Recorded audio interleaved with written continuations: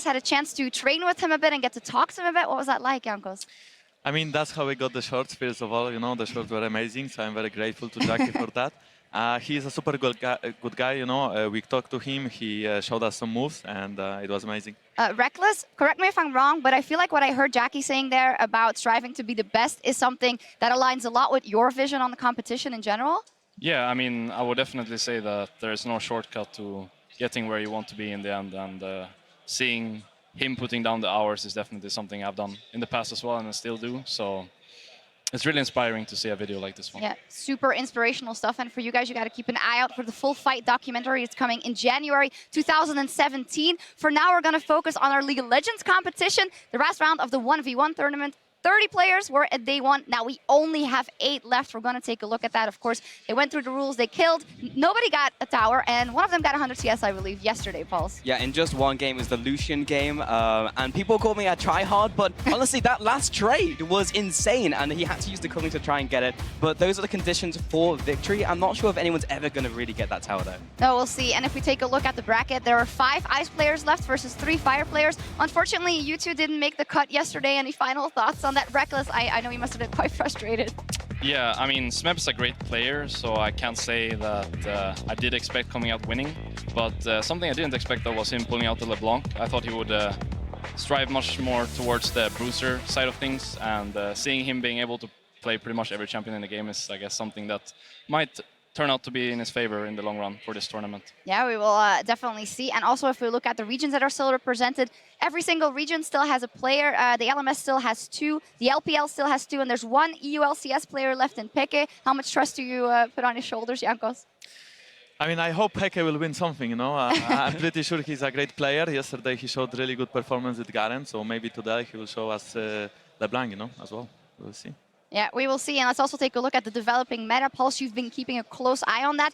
In the beginning, we thought, okay, tanks and the NAS is priority, but we've seen a lot of things come out yesterday. Yeah, I want to follow on from what Reckless was saying as well, because I was very surprised to see a LeBlanc pick, honestly, but it was also banned a lot. We saw a bunch of Draven, also Darius came out there as kind of the cheesy pick. The junglers, a lot of them have been taken out now, but we're very strong with that. Rengar, Caitlyn, Kennen, top tier bans. Syndra has made it through a couple times as well as a solid pick, but it's just very interesting to see the mini meta that has evolved over this tournament. Yeah, Urgot we saw yesterday, which is really obnoxious to play again. Varus was strong as well. Is there anything you guys haven't seen yet that you want to see? Don't spoil any of the ice threats, of course. All right. Or do it, whatever. All right, well, as you could probably see in my games, I was banning both Ryze and Cassio both times because I think they're unplayable when you're like running an AD carry. And I don't know how many AD carries there are left in the tournament, but most of them are still playing AD carry ways. So, for example, for a player like Xpeke, who is very fond of going on a Ryze or a Cassio or a Syndra or a LeBlanc, he will have very great success if he continues down that path.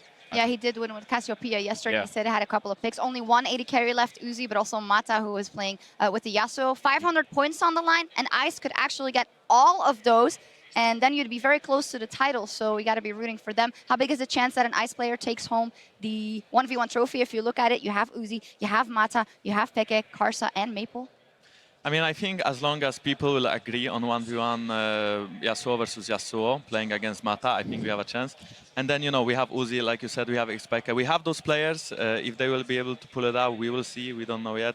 I think Uzi is a great player, but he might fall to more of a bruiser style player, or maybe some AP carry like LeBlanc, like we see. You know, we saw Reckless falling to LeBlanc. So hopefully, you know, he'll ban those champions. He won't get cheesed. He has insane mechanics, and he can get the title. Yeah, super crazy. And we've mentioned it already. And before we get into it, we're going to take a special look at Mata versus Faker in a 1v1 me bro super slow-mo brought to you by XXX Return of Xander Cage. That was a beautiful one-on-one to watch, Paul. Yeah, this was a XXX rated replay here as well, because for me, this was the pinnacle of the 1v1 tournament between Mata and Faker. You can see just before this, it was the battle over that level 2. Mata goes all in that one minion. Faker tries to scramble to try and find that level 2 himself, because he needs that out so he can get out with Sweeping Blade. He lines it up perfectly here against Mata, getting closer to his tower. Doesn't manage to land the knockup. Mata finds the opportunity to try and get deeper in there and try and finish off Faker. But at this point, Faker has actually kept hold of his Ignite. So as Mata comes in,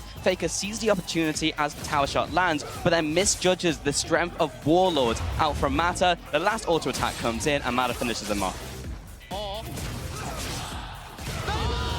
Fantastic. And the reaction, of course. Mata has definitely been one of the most expressive players we've seen. So, quick round, who is going to win the 1v1 tournament, Pulse? Well, following on from what Jankos was saying, if people do play that Yasuo against him, then he will probably win in that 1v1. But if that gets banned away, then we'll have to see if he's got more in the tank. Jankos? I mean, I mostly cheer for Xpeke simply because he's from Europe and he's a great player. I had a pleasure to play in the same team as him, so right now I cheer for him. And obviously Uzi, that's, you know, basically Uzi. You just played with Uzi. Yeah, actually after playing with Uzi, I was like insanely impressed of just how much he did with the mouse, you know, like he was clicking all over the place and I was just, okay, I'm gonna, you know, try my best. But yeah, after watching his Quinn game yesterday as well, I was really impressed. So I think he has good chances of making it far into this tournament. TLDR, good chances for Ice. We're going to hear from the pros as we prepare to jump into the action. Xpeke 선수가 홈그라운드 응원을 많이 받는데 그런 거 상관없이 전 이기고 싶어요. 우지 선수가 우승하지 않을까 생각이 많이 들어요. 왜냐면 라인전에서 워낙 잘해가지고. 我很想要得到单挑赛冠军嘛，因为这其实也是一个证明自己实力的一部分吧。 Uzi là một xạ thủ số 1 của Trung Quốc.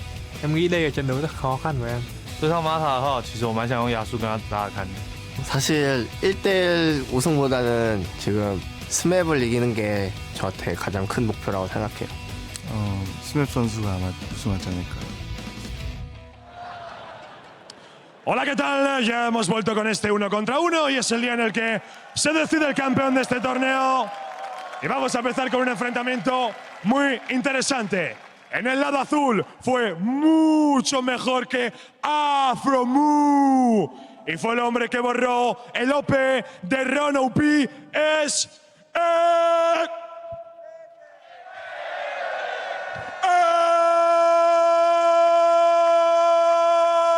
Xpeke!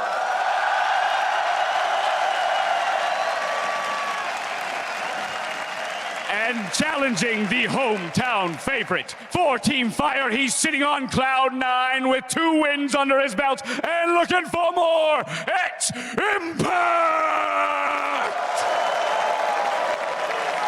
All right, gentlemen, good luck and have fun. Thanks for some really insane intros, Dash. Hopefully his We need to voice... start it out down here because we have a long day of 1v1s ahead of us. Yeah, I right? really hope his voice keeps up because this is like day 1 or game 1 of the quarterfinals. We're going to semis, and then I think the finals is even a best-off match. Yep. So if he keeps going like that, he's going to blow out his voice. Yeah, we'll keep track of how big that vein on his neck does get. Just adjusting my levels here. The play-by-plays from the... Oh, it's a Panda little, mode is they just turned like, it way up. I hear my voice just blasting in my ears. I'm like, nope, that was Trevor. All right, Kobe is now joining me. So I've made an ELO upgrade for the final day of the 1v1s. We're getting ready for our first match, which will be Xpeke versus Impact. Kobe, what's your take so far? I really am enjoying the people that are bringing the style to these matches, right? Mata definitely jumps out in everybody's mind, dude, taking down top names over and over on the Yasuo. I hope that Xpeke has something because he was one of my favorites yesterday. He really made me enjoy the All-Star games. Something like a Garen pick, you know, that's not all you have to do. You don't just pick Garen and it's a great game. Kill. You have to pick Garen and do well, right? It's a way different story if you pick Garen and you just get blasted in the game. But, you know, get that double kill Faker, like those types of plays. Especially when you kind of come into the tournament and everybody's like, oh boy, I hope Pekka is not washed up. I hope he does well. First game on the Ahri as well. Gets a really good flank, goes in. He's still in that 1v1 tournament when the likes of Bjergsen is knocked out, Doublelift is knocked out. So he's carrying the hopes here for Team Ice, and honestly, you can see what he picks up right now. 2 mages banned out and a Darius, so the easy mode champs are off the grid for Peke. Only 180 carry ban here with the Caitlyn, so plenty of those left up. Those are some of the less exciting ones for me. You know, also for Xpeke, he may get flashbacks to like the summer season. What are you talking about? Every time I talk to him, he's like, "Yeah, I love playing AD carry. I completely enjoy the role." Urgot does qualify. Remember, guys, if you're just tuning in, they have a giant screen next to each other, and they can look at the screen. This is where Reckless failed. It's like, yeah, I didn't expect the enemy to pick LeBlanc. I'm like, dude, it was locked in 30 seconds ahead of time. I mean, look at the monitor. Right, we keep saying that, but very rarely, actually, a lot of the players haven't been looking over. So, you know, it's kind of instilled in you as a young gamer. Screen watching is no, okay. that's taboo. So a lot of these guys playing with honor. But Honor doesn't get you anything if you lose. Exactly. Gotta do him dirty, man. People don't remember you for your honor if you went out in round 1. Yeah, exactly. Cassiopeia versus Yasuo. That's a really fun matchup, but I think it might be... It's really hard to judge. I think at level 2 or 3, the Yasuo has a window, but if the Casio just keeps pushing, it's going to be really hard for the Yasuo to get out of that gridlock. Yeah, for me, I mean, the Yasuo, there's so much variance in any Yasuo play, right? Yeah. It can be so good. You've got the Mata up here, and then on the bottom, you've got me down there. Exactly. You know exactly where I was going with that one. But the wind wall, you know, that could be crucial, especially since Cassiopeia Ultimate does have a pretty long cast time, and there's no flashes in the 1v1 mode, right? Nobody's going to take that summoner just to cancel half of an animation. So it will be that full animation. You have time to react. Also the mobility, if your wind wall's on cooldown, you can still juke that ultimate by just like dashing to a crease backward. Exactly. You take the damage, but you won't get petrified.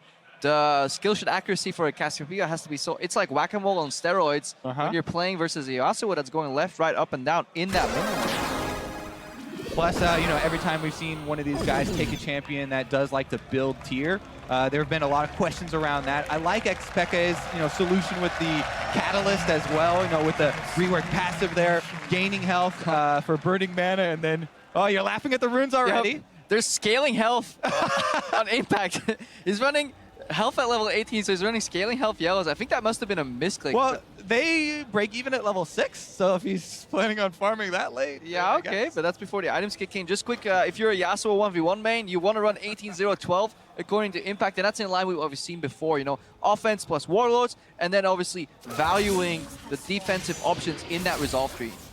Xpeke breaking the Yasuo shield there with the auto, then going back in for a little bit of an extra trade. Yeah. Impact, though, coming out ahead. I definitely want to position as aggressively as you can to start whacking at that wave, because Xpeke has AoE, but Yasuo wants that level 2 power spike. Also, you want to start trading with Xpeke as early as possible, right? Yeah. His level 1 E doesn't do much damage at all and a huge mana cost, so the efficiency builds up for these spellcasters, whereas right off the bat, you know, Yasuo doesn't have to burn anything to go for those trades. Yep, he just spams his Qs over and over, gets that focus up as well. Xpeke, we saw yesterday in the Casio matches as well, you will run out of mana when you try to all-in early. So Cassiopeia is a champion in 1v1 that kind of spikes at 6 at the least once you have some items and some mana available. Yeah, I mean, just relying on Dorian's rings and the execute there for the mana regen has been the plan. You know, he rushes back to get an early Dorian for his first purchase and then straight into something like that Catalyst or maybe the tier. Impact dodging some of the damage, but he's trying to getting close to Xpeke here. Xpeke missed some CS early on, but he's definitely looking for heavier trades. Yeah. He's the moment where they go all in. I guess low. Late ignite from Impact. Impact down though. It's absolutely crushed him. Well, that was a very sudden end, Crepo. Yes, Cassiopeia wants to look for the level 6 power spike before they go, and they fight. Already talking about third purchases of the Catalyst there. Xpeke wastes no time. Level 3, Impact decides to fight, and Xpeke comes out victorious. I'm just telling you, Kobe, scaling health runes may not be the best if you're planning to go all in on level 2. I can objectively say they are definitely not the best. They're half value there at level 3, so Impact a little bit of hubris, and he is kicked out. I mean, Team Ice are absolutely crushing this mode. Now they have 5 people left in to 2 Fire members. Yeah, there's actually one side of the bracket where they kind of go out, but look at the Impact's level 2, half HP, goes in, gets exhausted, and then keeps fighting. He dodged that Q when he had exhaust on. He's just crawling away, and Impact is not able to hit that Q. I don't even know if it really was going to matter there, because Xpeke really won by some large margin. Yeah, he had a really large margin. Xpeke was like, muchas gracias, thank you for the free win. He goes up to the next round. Crown is very happy. It would be amazing to see him make it to the final, just from like honestly, local hero. Make it to the final, then Garen 1v1. I'm just kidding. Garen mechanics not exactly exciting in the 1v1s. All right, that means we can start looking forward. His hopes of making it to the final are quite slim, because a team player of a teammate of his is in the same side of the bracket. You know, Uzi is coming up, so I don't think he'll make it to the final. A very intimidating teammate as well. I don't think Uzi will go a level 2 all in on the Yasuo either. So the thing is, like AD carries, especially AD carries that are trying to min-max the efficiency of all their masters and all their runes. Seems like the best choice to try and go far in this, especially, if you're putting that pressure of going to the 100 CS. Nobody really wants to do that, but you have that pressure there to make them take a bad fight. Uzi just seems like such a favorite for this. And it feels like natural when you watch Uzi play as well. It is almost like embedded in his style, like 5-6 years of playing AD carry at the highest level. Yeah. Like we're trying to decipher what he's doing. He's doing it just like He at seems ease. so relaxed, Yeah, right? definitely He so. doesn't even have to think about it anymore. But to bring us our next quarterfinal match, let's send over to Dash, who's waiting on stage. En el lado azul, defendiendo al equipo Fuego, un jugador ha farmeado su pase hasta cuartos de final, Levi!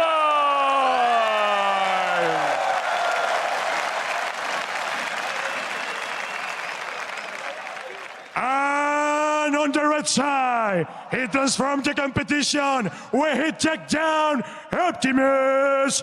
It's Uzi. Good luck, gentlemen. May the best man win. Whew. All right, so we are going to get to see Uzi in action here, but I do want to talk up Levi because he has been the best player by far for me from GPL. This guy has been continually impressing on Lee Sin most of the time, so Kha'Zix. I don't think Uzi will agree to a Lee Sin 1v1 or anything, but that would definitely be his best chance, I think. Yeah, there was also some muy bien Spanish there from Dash in the intro. Uh-huh. You're definitely leveling up, so I wonder what they have in store next for us. But yeah, Levi impressed, even in IWCA, a couple of games, even in the 1v1s, he was like pretty solid. But he's going up against the monster that is Uzi. It kind of feels a little bit unlucky for him to be stuck in his kind of bracket here in the quarterfinal. Yeah, we'll see. Levi could go with, something like an 80 carry for himself as well. Build up on defenses and try and grind it out that way. But I think the most success we've seen in cracking the 80 carry line has been with mages, level 6 power spikes like LeBlancs and the Cassiopeias, surprising them with a lot of that damage, just all-in damage. And I wonder if then Uzi is going to use that knowledge that you just told us and ban out LeBlanc. I mean, I would say definitely ban out LeBlanc all game. Syndra's already off the board, and that's kind of the other one up there in that top tier of the mages right now. But, a lot of people under the impression that LeBlanc is one of the most, if not the most, powerful champion in the game. All right, these are obviously hovers. These guys are not going to lock these champions in. We see the Quinn ban as well. It made a bit of a resurgence in the second and third day, definitely, because it's just a really strong 1v1 champion. Reckless had an amazing game on the jungle Quinn, which he had to double jungle with Mata, who decided to insta-lock and still went legendary and carried. So definitely viable in these fun game modes. And Levi looking for some Lee Sin tribute to himself. Yeah, tribute to the king. Shout out to myself. Thank you very much. Great Lee Sin there. Meanwhile, Urgot was the ban that Uzi decided to go with besides the LeBlanc, and Urgot also has had a resurgence here. You get the E-Lock on, very long range, and is another one of the champions that can grind it out. There is the LeBlanc we're talking about. Ooh, this is scary, because it feels really easy for LeBlanc to play into Kalista. You can hide in the minion wave far and away enough that if Kalista threatens you, you'll draw a lot of the minion aggro. All these auto attacks will just force you to take so much damage from minions. The push could be on the side of LeBlanc later on as well, and then just level 6. How do you survive the 3-chain burst? Exactly. Whenever I see Uzi, I'm looking for outplay potential with his champion, and with Kalista against LeBlanc, the only outplay really is the sidestepping on the chains. There's one more thing. Stacking the rend on the creep, and then when it's low, you can throw a spear through it and try and transfer a bunch of spears. That one is very hard to pull off. And also if he wins really the game by that, exactly. If he wins a game with that, though, then you definitely deserve a YouTube highlight reel for that one. You get the highlight reel. That means we need to track if he's actually maxing maybe Q, to get more damage. If he puts 2 points in Q early to surprise and execute on the minion, everybody always expects Kalista Q to do a certain amount of damage. But if suddenly that minion gets Q'd from half HP, 3 spears carry over, like maybe it's possible. If anybody's going to do it, Uzi could pull it off. Definitely. I'm really excited for this one, actually, because Levi has been definitely impressing, even though Uzi is a king of 80 carries.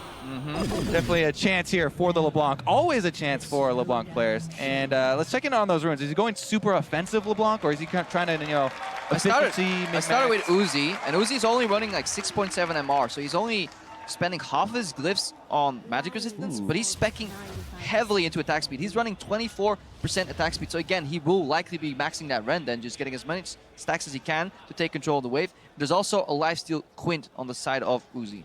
So the one thing you can kind of say about the LeBlanc rework, right? You know, obviously it's been great and she's still super powerful, but it does take a little bit more time. So Uzi trying to squeeze in as much attack speed as possible for a chase down possibly. You know, as Levi's trying to back off a little bit for the secondary engage there, but I would definitely go full blue MR runes at least for the efficiency of them. I definitely think so. Levi's, he wanted some magic pen on his reds, but then he switched over to like 6 AD just to help him last it. Just a little bit of help, you know. Sometimes it gets really, really pressured. I mean, lost it against Uzi. Yeah, you say just for that, but it also helps out a lot with, there's a lot of auto trading going on as well. I mean, he's gone pretty much even in health with the early auto trades, even though Uzi obviously has the minion wave control here and pushing into turret to try and deny. There's also that potion that he can still pop. 2 potions versus 1 with the biscuits. Levi probably running a Thunderlord, just going to confirm that for you guys. He has 0, 18, 12, so everybody's side-specking in the resolve tree. This is not a Ferocity LeBlanc at all, so it's cutting 18 and then 12 in resolve. Yeah, there are just so many high-value, low-tier masteries in there. The flat health is amazing. That being said, Runic Armor, you know, in longer things is a lot better, but so many health regen masteries as well. Yeah, you got the resolve the tree. Perseverance that was pointed out by, or Perseverance, whatever you pronounce it. I'll let you pronounce it however you want. In Europe, we say it Perseverance. So like Americans that make fun of people's accents is just ridiculous to me because almost all Americans only speak one language, and just the mere fact that you speak multiple languages, I really have no say in criticizing anything there. Yeah, apart from that, it's my job. Anyways, Levi dashing in for the relic, so that's a really good trade here. He denies Uzi the leap as he wants to pick up the relic. Uzi still has the push though.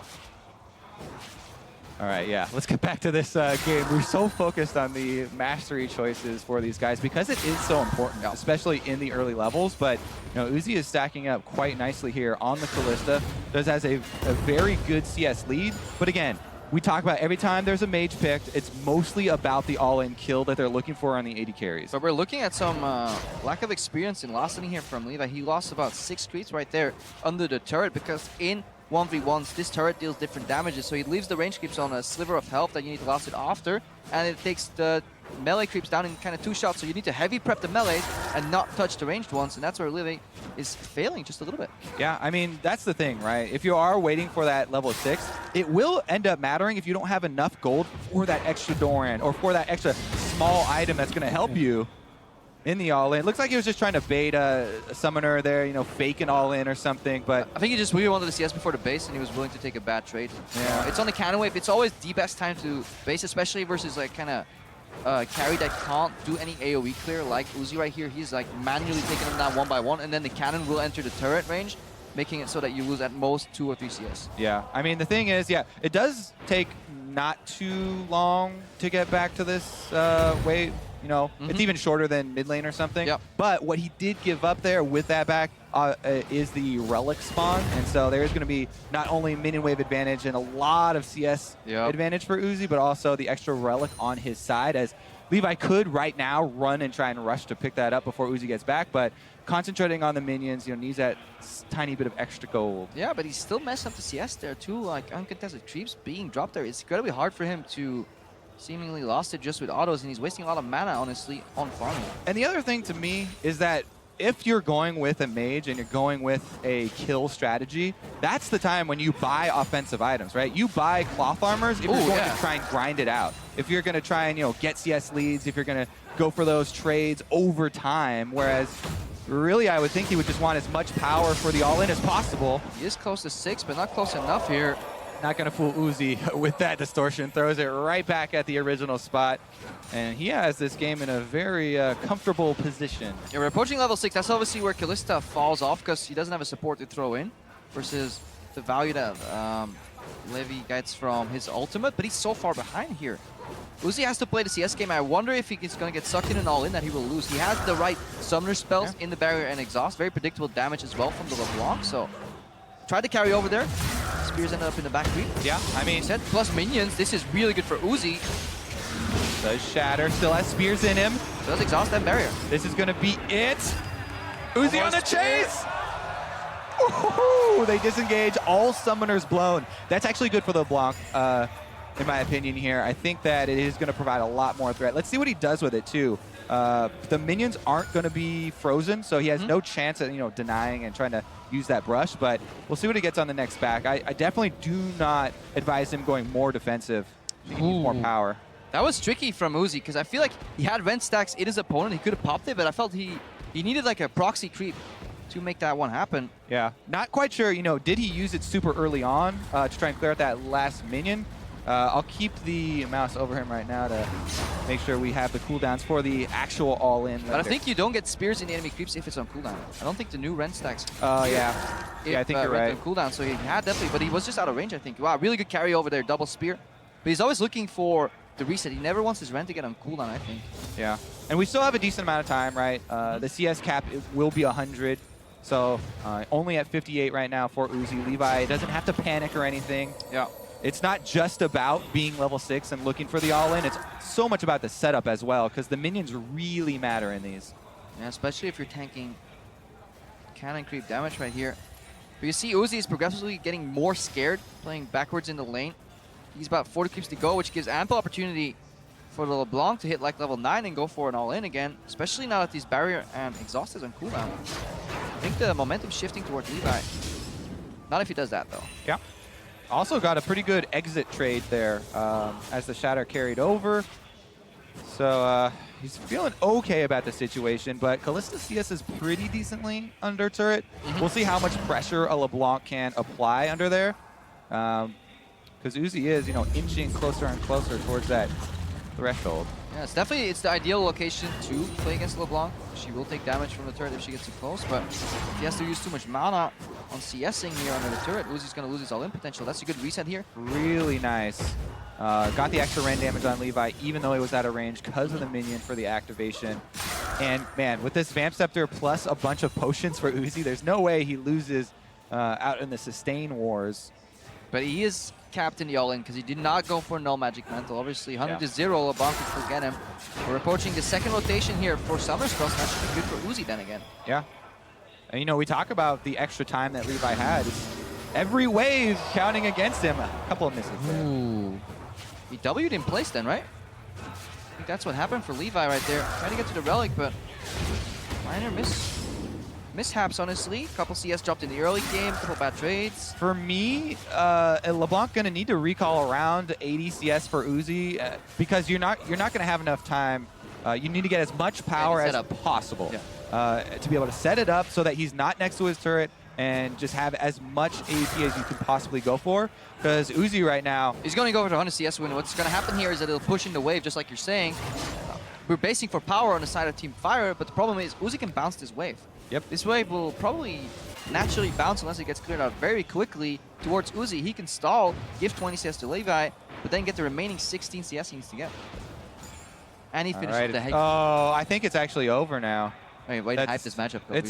Well, I mean, it's so tragic, right? We talk about the AD carry, going the defensive masteries is the most reliable way to, gain an advantage in 1 versus 1.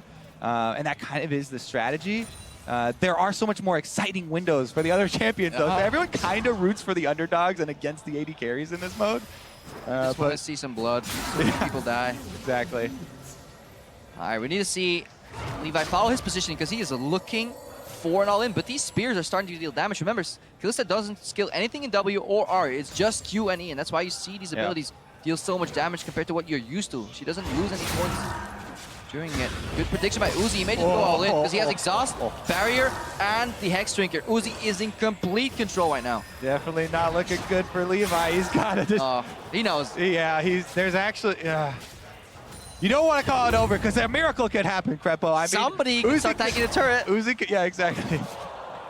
You don't expect Uzi to make huge mistakes, but technically possible. 9 more CS, 8 more CS, and he's gonna have it. I want to see Uzi go for the all-in on 99 CS. Yeah. Just because he can. Double Lift definitely did that last year a couple times, and he was one auto away from losing it, even though he had a guaranteed win on CS. But definitely worth it. That's how he lost this year as well. He went for Levi going in again. Chain does not connect. He is super low. There's the exit bounce, but 6 more creeps. I don't think Levi has the time to base right now. Yeah, I mean, unlucky. That's the other thing I love most about the 1v1 tournament. This is not a mode the pros come into the event practicing. So they don't know, obviously, the best thing, but all right, let's see about the all-in here. Uzi, 2 more CS, he can go for it, or try and finish. That's it. There it is, there's your champion. Calm, clean, collected. Crowd isn't really too pleased with it, but it's Uzi, so he gets an applause anyways. It is Team Ice, so they're happy, you know. Give him the golf claps there. Ooh, well done. That's going to be interesting when Uzi pulls this same strategy against Xpeke. Oh, yeah. I think we may... Crowd will not be on your side then. Yeah, and at this point, the damage is done. Exactly. Like, I mean, this is why we set it up, right? There are so many drawbacks to trying a strategy other than an efficiently runed and masteried AD carry that's going to try and grind it out and put the 100 CS pressure on you. Hex Drinker defense, plus they're going to have more gold than you due to the early trading. And, you know, Levi never really got that opportunity for the all-in. We've seen so many successful uses of it, though, right? We've got players up there. We have mage players. We've seen. You know, and we have people like Smeb who said, I want to win, but I want to win with style. So you know Smeb is not going to go the AD carry route, and he's going to The problem is, like, the there. strategy that you're discussing here, which is kind of like the economy of LeBlanc, you know, with defensive build, works if you're ahead in CS. But you can't build sustain. You can't beat sustain by sustaining if you're down in CS. Yeah. It just plays in Uzi's wheelhouse, kind of. So I think that's the main mistake that Levi made this game. And Uzi accepted it gladly, you know, with the Vamp Scepter. At that point, he was so comfortable. Exactly. You can't play Uzi's game. I mean, he's one of the top ADKs in the world to begin with. But his biggest strength is laning. Of all AD carries, it's just so daunting of a task to go up against him. Yeah, and we set it up like, yeah, of course, Uzi is playing the sustain style. It was very easy for him, but he had a lot of good side steps. Yeah. Every time the LeBlanc dashed in, he hopped backwards, dodging some damage, prepping up the spears. He also had the looming threat of the Q going through the minions. Didn't always discuss it every time it happened, but there is so much pressure playing against Uzi. Yeah. Whenever you're looking too closely at him, you lose control of the minion wave, and suddenly you start panicking, you buy some cloth armors, and then you slowly get the dawning realization that you're about to lose on 100 CS. Yeah. Oh, man. And looking forward to, as well, we talk about the lead that Ice does have. If Smeb loses the next match, Ice actually just wins because they have everyone left, basically. They get, like, all the points in the tournament. So this, again, for 1v1s, the winner gets 250 points. Yeah. Second place is 150. And then there's 2 times 50 points for the remaining players. And that could be all for Team Ice. So, yeah, I mean, all of Team Fire's hopes here on Smeb. We'll see how much style he puts in. It's a little bit of art here. We'll see how much style, how much substance he does want to put into this next one, because if he does drop it, then that's going to be... Well, we're about to find out. I think 1 or 2 matches remain. Let's send it back to Dash, who is on stage ready to introduce the next players. We start our third matchup on the blue side. Yesterday, he killed Albus, Dumbledore, and he's looking to kick his opponent in the arsa. It's Karsa!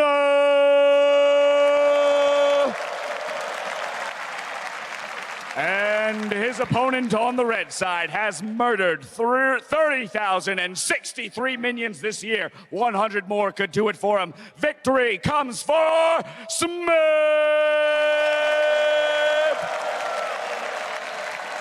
Winner takes all. Have at it. I just love how happy Smeb is. He's like, I know. Hey, get to play 1v1. Him and Mata are definitely my 2 favorites of this tournament, because Mata is actually just smashing keyboards. He's knocking the camera over. It's like, you're trying to watch me? Try again. Yeah, Smashes exactly. it down. And anytime someone beats Faker, right? Especially in a 1 versus 1 like mirror match, it's an event. Challenging Faker to, I mean, it's the history of All-Stars 1v1s though. Challenge Faker to Nivea 1v1. Done. Challenge him to Yasuo. I think we finally found the way to beat Faker, and I think that's why we got rid of Blind Pick in the 15th as well. Can't mirror match him anymore. It's over. Faker's like, guys, we need to get rid of this. There's a flaw in the system. We saw the crowd lobbying for an Ivern pick. In the feature we had introing this matchup, though, there were rumors of a mirror match. Karsa wanted to play, I think, Yasuo mirror versus Smeb as well. That's a Kled locked in. There is a screen, so and they can talk to each other. Yeah. I mean, Smeb did this yesterday as well. He locked in at 35 seconds or something. He's like, you know what? I don't care that you see my champion. Come at me. And you can see how much Karsa is laughing as well. There may be a pre-arrangement here that they have already agreed on. Karsa has been also, really good sport. He's been up for anything. He was the one where Draven trading level 1 there, they just test out if you can catch each other's axes and then decide to go back, even though they've got the advantage. Really fun mechanics, the fact that you can actually double axe with a Draven. Let's see. They're obviously playing for quite a bit at stake here. Smeb, you're the last player from T-Fire. If you lose, Ice is almost guaranteed, or pretty much guaranteed to win the tournament. And more importantly, you blind pick the Kled. 35 seconds remaining. Having blind faith that Karsa will do the same. I gotta say, if you're gonna have all of your hopes for a whole team on one player, it's a pretty good player to choose for it. And I'm very excited to see the style victory that he's looking for. So we can catch 2 axes. Can you hop on the other opponent's Carl? Can you like fake him out, make him come to you? Yes, Carl, this way, this way. Get some poor snacks out there. Let's see, do they even have the same skins? We'll be able to tell them apart here. All right, so there's a Q start on Karsa. Let's see if Smeb has the same. I imagine. I don't think you're gonna start anything else here. Yeah, this is the one game I was distracted from the last one. Didn't jump into it. That's fine. So we'll just be spectators. All right, real quick for everybody at home, before the mayhem goes loose, we have really big investment on flat health on the side of Karsa. He is running 100 flat health, 6.3 armor, and then 13 physical damage. He is running 12-0-18, surprisingly. He's playing Grasp Kled here, so that's a very, very defensive Karsa with a mix in ferocity. Quickly going over to Smeb. His masteries are the same, so these guys are definitely Kled pros. Perfect. And runes, ooh, vastly different here for Smeb. He's running all attack speed, armor, and physical damage, no flat health. Interesting, yeah. So, flat health is better for the all-ins, but if you're going to grind it out from long trades, the armor's going to provide a lot more value, a lot more effective health over the course of a longer match. Doesn't the flat health go to your main character, not the Skarl, the actual Kled part? Everything goes to Skarl. Okay, everything goes to Skarl. Right. So if you can jump off him, then get back on him, then it's more valuable. Then you get the multi-value. Uh-oh, here we go. Locked into level 1 combat. Does get the grasp trade. Oh, it's so hard to see what HP these guys are on. All right, we got some skill here. Weaving those, what is it, bear trap on a rope through the minions. We're not play-by-plays. We just call it Q. We didn't get into the game. We can't cheat like normal color. Yeah, normally it's like he's using his hover. Let's go with Golden Chicken versus, oh, they're all in here. Is he going to exchange? Another grasp there for Smeb, and actually the grasp is really working out for him. Does have control of the minion wave as well. I tried to look up the skills, and my browser's in German. Say it in German then. I'll accept that answer. Bärenfahrer am Style is what he has, so he's actually a bear trap on a rope. Okay. And then we're not going to go for the next one. This is hard mode casting right here. Smeb has actually been the first one to demount his opponent, and Karsa's going to have to charge that loyalty back up to earn his strategy here, but Karsa going down so low. He was so close to hopping back on Skarl and turning it all around. It is a strategy, but Smeb just goes in and wrecks him. I know. We were gonna, start talking about the invulnerability frames when you jump off and all those little mechanics, and it doesn't really matter because Smeb knocked him off so much earlier, then able to go in with the double summoners there and take the victory. Ooh. It makes it a bit more exciting, whichever team you're a fan of, to at least have a fighting chance for the other team. I mean, we need somebody to challenge Uzi, hopefully, in the finals. Let's see, Karsa still level 2, so that's obviously a really good all-in from Smeb. Mistake from Karsa for playing so close to the wave when he is yet to hit level 3, because if he got level 3 earlier, could have probably survived for a faction longer, maybe had some regen, then hop back on Skarl. Then obviously you get the bonus, and Smeb would not have the time to regen. I mean, he is a jungler. Traditionally, the junglers that haven't played, solo champions that much. I guess it depends on how much you get auto-filled.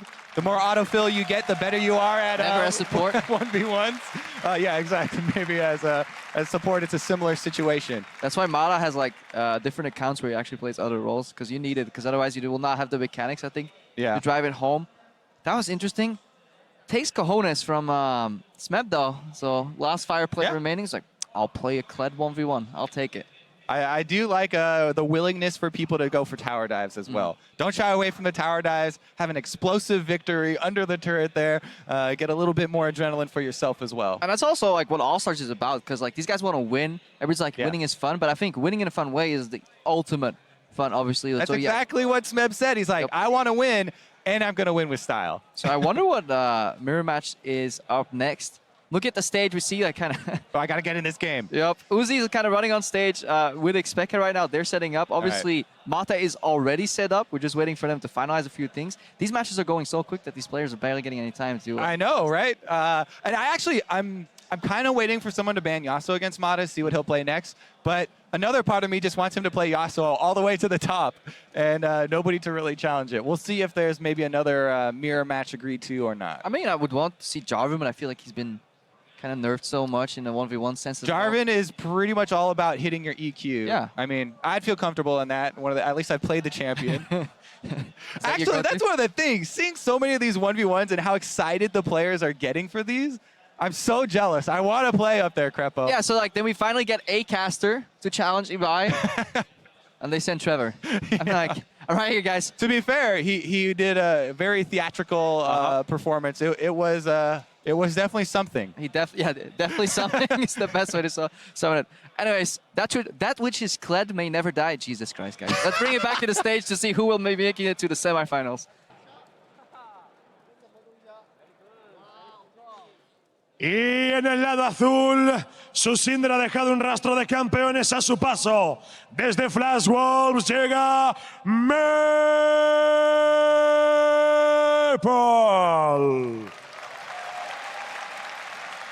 And No.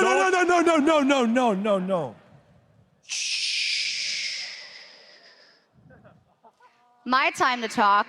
Ayer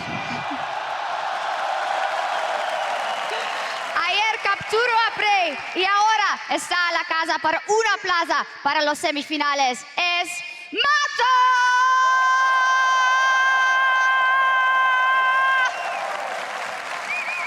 Caballeros, es la hora del combate.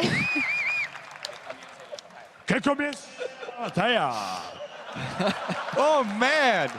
You're not prepped by this. I have no clue what's I know a little bit special. I know Matara is 2-kill, right? And Mata has been winning all these 1v1s. There's a correlation here. You need to change your name before you get into one of these. All right, definitely so. Call yourself Matara. You'll win the 1v1s. All right, that was something else. I'm keep getting baffled by these intros and slightly worried. To me, the most shocking thing was Dash's hair today, right? It looks like he did just that, right? He stuck his fingers in a socket or something and got electrocuted. I feel like he lost a fight against a raccoon. Okay, or that. It's happening. It is happening. No discussion about any of the champions. And yes, our answer to the original question, will there be any more mirror matches? I guess they should have tipped it off, because in that video we just watched, Maple said, yeah, it was I want to I thought it was Smeb initially, but it was actually Maple saying, Maple. I'll take his best champion.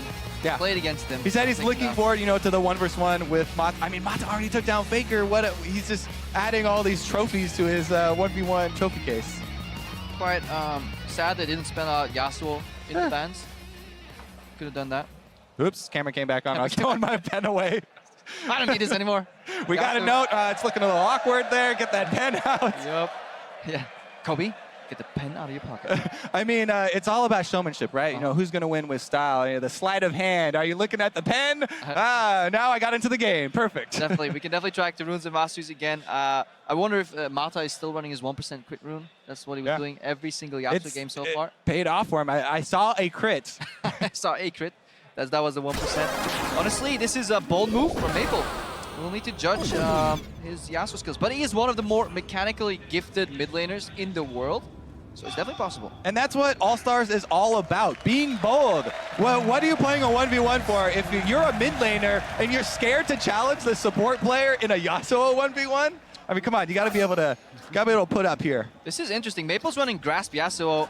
1% crit as well, attack speed, health, and very heavy on armor. So he's playing tank Yasuo against Mata. The armor quints are actually some of the most efficient runes in the entire game. Huge value from those, and that is what Maple is getting the extra armor from. Mata's running magic resist. Again. He does not care. He's got a Yasuo page. He's had success with it before, so, you know, it must be a good page. And he's playing Warlord. So we're looking at Grasp again, guys, on the side of Maple. Very focused in the armor department, but doesn't dish out as much damage with the attack speed either. Yeah. And then on the other side, we have Mata, who's running Warlords and magic resistant cliffs. That's about the action. That's the thing, right? I have this thing where I usually will look up the highest rated players on Korean solo queue to try and copy runes and masteries from them. But sometimes they're just really good players, right? Just because they're the top of the solo queue doesn't mean they've theory crafted the best masteries. He's just way better than me. Yep. And they actually, copying them can be a detriment. All right, but let's see how their play actually does here. Maple, slight push. I wonder if he gets the grass broken. And this is where Mata finds out that he's playing against a whole different beast of Yasuo, and he will likely feel the laning pressure here. Yeah, and it does, you know, kind of change the way you want to trade, right? Because there is the cooldown on grass, whereas Warlords, you're always going to be able to, you know, hit and get effectiveness out of it. So Maple wants to go in for those and work around that timing. Does have control of the minion wave and pushing Mata in early here. Yeah, misses one CS, did sidestep the Q, and these minions are kind of over-prepped, so that's a good solution. Get the second one down, and then when the first one goes low, double AoE. Yeah, he's only down 2, and most of his games have ended in all-ins anyway. Didn't get very far as the CS. You really want to stack that shield up. Good trade here, and out by Maple.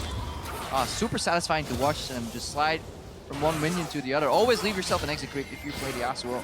Yasuo is definitely one of the beautiful champions. Oh, look what they're doing, look what they're doing. Maple does not want to step backwards. Yeah, exactly. Because if he does, if he steps forwards, Mata's going to use him as a vessel to get to the relic. So that's why they're kind of both stepping away from the relic. That's the first thing you look for as a jungler, like ganking a Yasuo. You don't want to go behind him because then you give him a free E route out. Perpendicular is what you want to do. Exactly.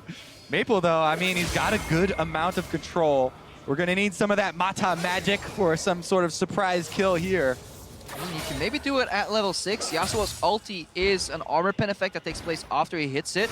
Obviously, much more efficient for armor the enemy has. CS courtesy of a support main here. I mean, he's never gone past level 3 on this champion. He's never. This is a whole new world for Mata.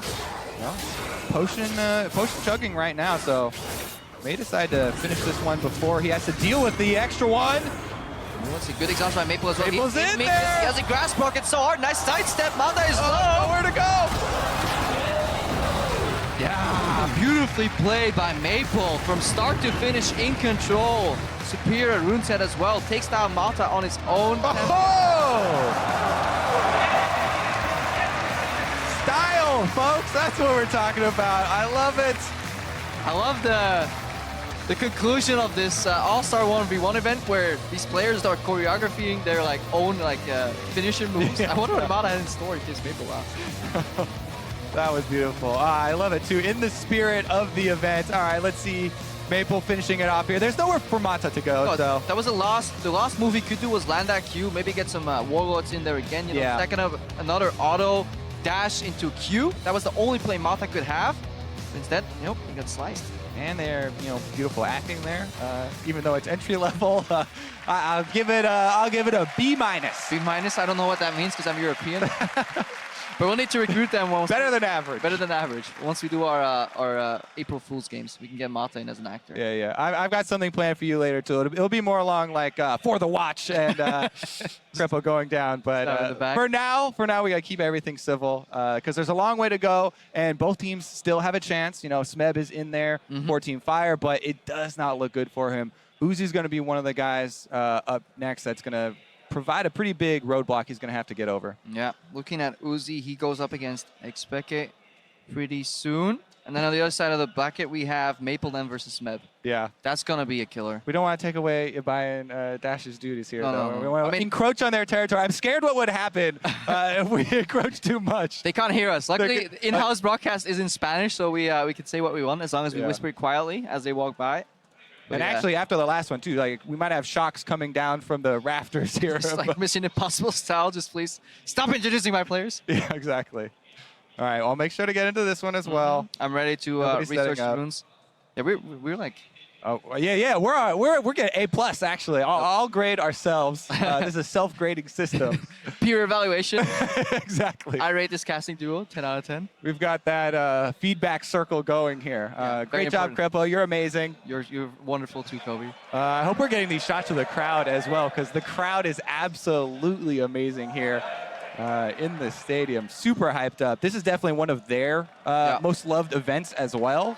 It's just super pleasant to be like in Barcelona. It's not only is it a wonderful city with some great food, tapas. Luckily, we leave after 1 week because otherwise it would end up pretty poorly. But the people here are just incredibly nice. Bulking face. Bulking face.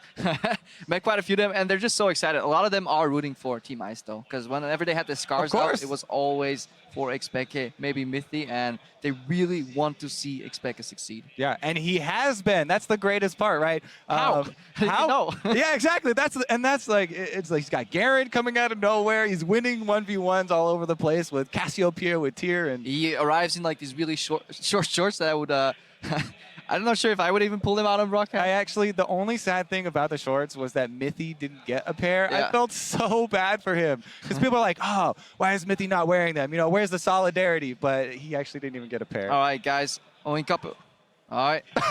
You got trolled. I got trolled right now. Don't it's worry. not Dash. I see Ibai on stage. Let's see who's run to the finals. Is cut shirt with Ibai, not Dash, on stage. Y es que solo un enfrentamiento más por delante para llegar a esta gran final. Vamos con las semifinales. En el lado azul tenemos al rey del backdoor y el jefe final europeo en este torneo. Mi amigo, tu amigo, el amigo de todo el mundo.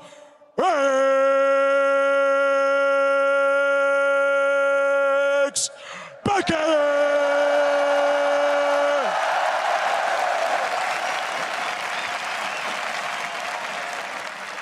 Y en el otro lado, aterrizó en la competición como uno de los favoritos y ha sabido mantener las expectativas. Es una leyenda y lo quiere demostrar también en este 1 contra 1. Sí. Mucha suerte en la final. Okay, best of 3. Yeah. All right, yeah, exactly. We need to give some space now. Now we're into the serious part of the 1v1 mode. Peke did say he has a couple of champions prepared. I wonder if he'll wait to use those till after the first game. I mean, he's praying, or just come right out of the gate with it. He's praying that Nasus is left open. I think that's your best approach. I mean, if you say you have something special prepared, Nasus has been like on the ban list the entire tournament. I don't know about that being too special, but yes, the E Max Nasus that a lot of people have been talking up, even building AP for a decent amount of people. We'll see if Peke is going to use that or if it will be even more spectacular. Okay. All right. Looking for a team kill. Yes. Gotta leave your teammates behind. It's a good problem to have, to not have any of the enemy team left to fight because so many of your teammates have been going far. I mean, as a tactical leader, maybe looking at the future under the assumption that Smeb goes to the finals, maybe Xpeke I should just send Uzi. No! Take a fall? Take a fall? No way! Bend the knee, Xpeke! He would never.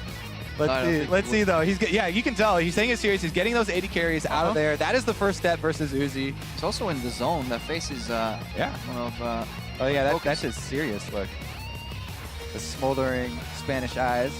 Don't fall in love, Kobe. Exactly. Thankfully, he's not looking at the camera. Yeah. He's staring at the screen. That's the only thing preventing us from saving everyone. Yeah. No giant spoon for Xpeke. All right. 380 carries out on the left side. Mage is banned on the right side. What a surprise. What a surprise. Uzi already hovering more 80 carries, though. Yes, there are plenty more for him to choose from. He's like, I got Lucian, I got Kalista. Kennen is actually left open. And that's actually a good pick into 80 carries. Really beneficial trade pattern. You know, as Reckless was showing as well, Reckless obviously very close to Peke, and they were practicing a lot. We heard so many rumors about Reckless is waking up early. He's playing 1v1 matches over and over and over. Left some more. Oh! That's good. You get a B+ for that one. You're moving up the rank. Moving up. There was a Rise Hover. I think that may actually be it for Xpeke because it's a really strong champion into 80 carries. And I think Xpeke actually has a chance here. I think it's a very... he definitely has a chance. I really do like the strategy as well. Bush control pretty easy on this map. I want to see if you can get over to the side. I want to see almost a cleanse rather than an ignite, because I feel if you're rising, you get rid of the exhaust, or even you just go for a barrier, dude. There's so much predictable damage inside of barriers. Yeah, I mean, barrier definitely is high value because it's pretty easy to predict a full trade and get the maximum shield's worth there. But as you're talking about the cleanse, I'm reminded of all these like Darius games where they're learning like ghost cleanse and stuff, and it's possibility to get multiple values out of that by cleansing off multiple things. I was thinking it would be pretty good for the AD carry in this situation as well. To get out of the Rise. If you get rune prisoned and exhausted and ignited, and you get the 3-for-1 on that cleanse, then you're riding the struggle bus. Feel pretty good, you know. Probably want to stay away, honestly. One thing I hope we see, and I don't know if they actually practice this, in 1v1, it seems counterintuitive to skill your ultimate as Rise, but we can't forget that you can port the minions. You can stand on your minion wave, port it under the enemy turret, deny him a full wave. We were trying to theory craft all of the like oddball things you could do in 1v1, besides just straight up, you know, try and kill the other person. Rise teleporting the minions definitely is one of them. We'll see how tricky he does get. All right, Xpeke is running his AP armor page, Magic Pen, flat health, and then 26 ability power. Since he's playing Rise, he's going very heavy on the offense, 12-18-0. No Resolve Tree, not looking for any tankiness, just going pure on damage. Is going to go for that mage style. Look for the kill, look for the all-in. Probably not the CS, but, you know, we say that, and he got a CS, almost a CS victory previously on Cassiopeia, so... I mean, we joke around it a lot, but he's just a fantastic legacy player, so he can definitely... He's a god. All around. Yep. What a god. One of the more popular players as well. I mean, he is one of the oldest players in the game as well. Let the crowd take over and catch this one, though. Rallying behind him. All right, Uzi getting early access to the wave. Really good E-trade. That's what you want to do. Hit all the range creeps and your opponent. That auto attack cost him a little bit for minion trades, so that's not too great from him. He wants just to get the push early. Yeah. Also here from the Rise, you want to try and spread that flux. The ideal situation would be go through minions and then hit Uzi, but Uzi good positioning on the side. Peke now able to get both there, and just going to try and clean up the CS as Uzi lands a little bit of harassment. It's really hard to CS with Rise under the turret on this map, so that is definitely something that's going to keep Peke down. Uzi, he gets level 2 first. Yeah, at the early level 2, he's going to have complete control of this minion wave. And Peke, you know, while it is a little bit not exactly what he wanted, it's still fine, because his plan is going to be to go for that all-in kill. And he doesn't have to worry too much. As long as you get enough CS to be competitive in items after your first purchase. Yeah, definitely. So we're learning about the CSing every time one of these melee creeps hits the turret. You think, yeah, it's going to live. Nope. Yeah, dies by different tower damage is actually super annoying. Because these guys are trained thousands of games of League of Legends in turret habits. Even when small tweaks get made on 5v5, you start struggling. Uzi threatening. Whenever Peke wants to go for a CS, he's eating auto attacks in return, even though he's spell CSing. Yeah. I mean, you guys talked about earlier when we saw a bunch of Varus. He's got multiple spells to harass you in between trying to get CS. So there are a lot of options for Uzi to be going for harassment. And that's a dangerous thing Uzi did right there. He went for the auto walkout, and as it hits, he's no longer in turret range. If Xpeke can answer with a snare there, that could spell Uzi's demise if he's not extremely careful. But however, in that harass pattern, he just messed up all his melee creeps again, loses 3 CS here, so slowly dwindling and falling behind on the side of Xpeke. Yeah. I mean, he did get a spread there on the spell flux. That's what we were talking about. But every time that happens, he's kind of ruining his own gameplay. He's going for the all-in really early here. Reduced health, like barrier is suboptimal. Xpeke backs out. All right. He traded 2 summoners for 1 there is the key, though. Even though Xpeke's got him on the ropes, this is the reason why we keep saying, oh yeah, Uzi, he's so cool in these situations. He's not panicking at all. Holds on to the extra summoner. Now he's got exhaust. And that with the Rise looking for an all-in means Peke pretty much has to wait until both summoners come back off of cooldown. So probably we'll look for him to wait for another purchase and then the second round of double summoners. Yeah, look at Xpeke. He doesn't want to base because this wave will be fast pushed by Uzi. He knows he can't trade in his massive minion wave versus exhaust, so he finds himself in a bind. He was hoping that the Ignite healing reduction on that relic would be enough, but Uzi, so calm and collected. He just always knows stuff. Even though the barrier wasn't ideal, he traded it instead of the exhaust. Obviously the shorter cooldown. Yeah. Now Xpeke looking for a reset on this wave. Woo, Got there. I have to say, I mean, Double F talked about as well. I mean, as good of a player as you can be, like you can be a top tier player and still trying to lane against Uzi, especially Uzi knowing there's no junglers influence the matchup is just very intimidating. And you see what he's doing, so we need to follow what he's doing exactly. It is stepping forward every time you go for a CS, stepping backward every time he goes himself for a CS, keeping that sustain up with the Warlords. It looks like the steps are so simple for him as well. He's like, step number 1, his whole focus was on getting control of the minion wave. As soon as he got a single minion advantage, he immediately transfers into harassment mode, and he's firing auto shots in between the spell harassment at you to keep you off of the minion wave. So there's almost no chance for you to get control back, and doing such a good job. Yeah, and he's approaching level 6. Uzi will get a combat skill point right there with his ultimate, which is really valuable against the Ryze, especially when you get Rune Peasant, so he can at least walk away from the second part of the engage. Xpeke cannot skill his ultimate, so on level 6, there will be another advantage towards Uzi. Yeah, and I think that Xpeke, excuse me, is still...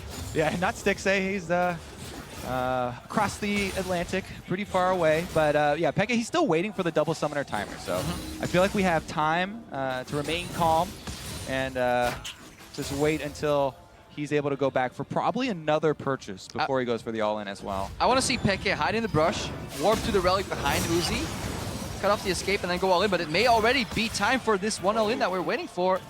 Testing the waters there, maybe. They do both have potions, so sustain is definitely there. Yeah, I got a little word there. I was like, just before I say he's going to wait for double summoners, he goes all in! Now waiting. That's one exhaust down. So close to the barrier for Uzi. Xpeke has the kite. He has to dodge the next arrow. Nope. Makes you wonder, Kobe. Should he perhaps have waited for these double summoners?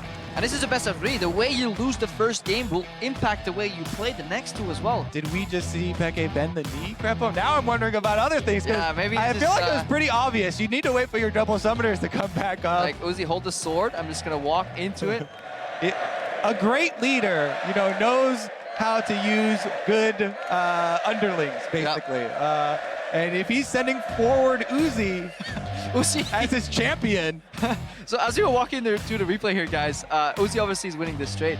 Uzi unplugged his keyboard and his mouse stood up, and the referee had to walk over and tell him, hey, it's the best of 3. It's not over yet.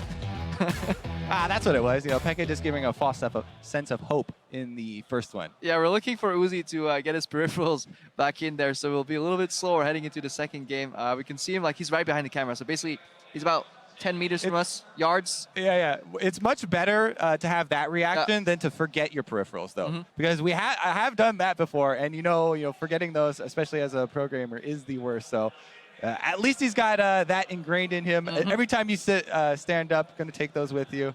Yeah, they're so used to just like every time they're done with a match, okay, unplug, we're done here.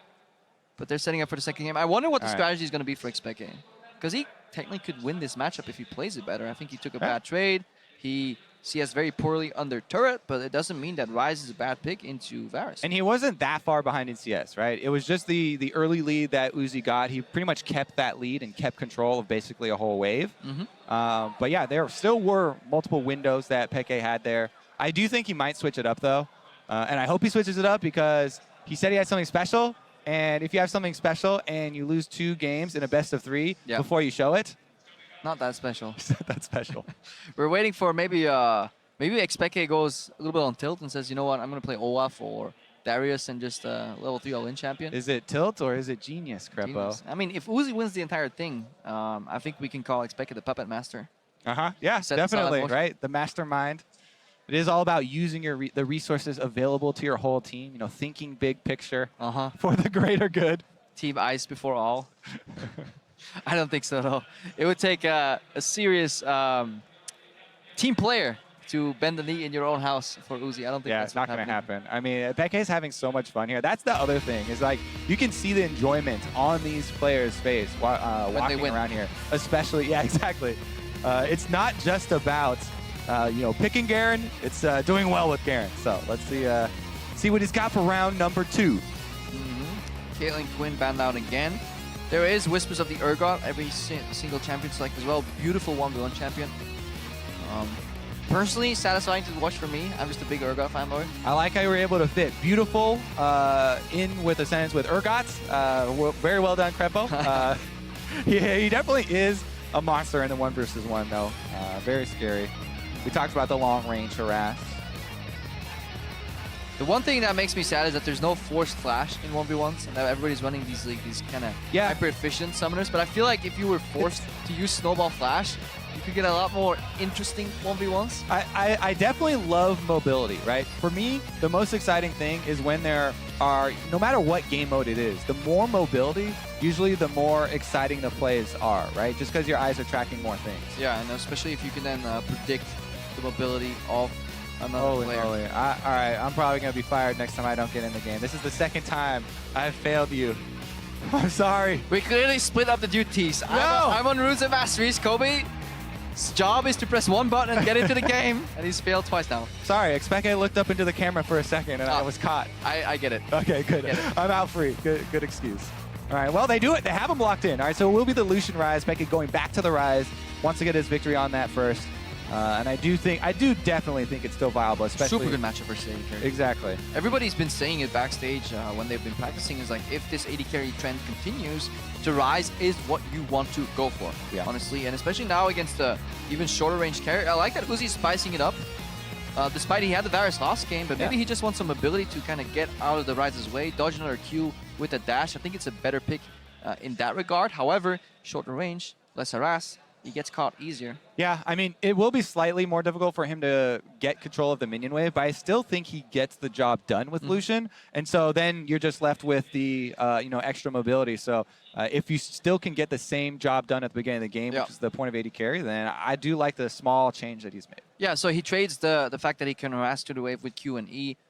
Just now, trading with 2 hits at a much shorter range. He has to be careful, but if he gets caught, if he jukes a single Q from the Rise, he can take the upper hand in the trade. Definitely true. Plus, culling is such a huge weapon in this game. Able to pressure that CS lead, also the long-range harass. Since, like you said, there's no flashes in this mode. Or, I mean, technically you could take flash. Yeah, but nobody has taken flash. So the only player that maybe could take flash is out of the tournament right now. Yeah, Mata. Yeah.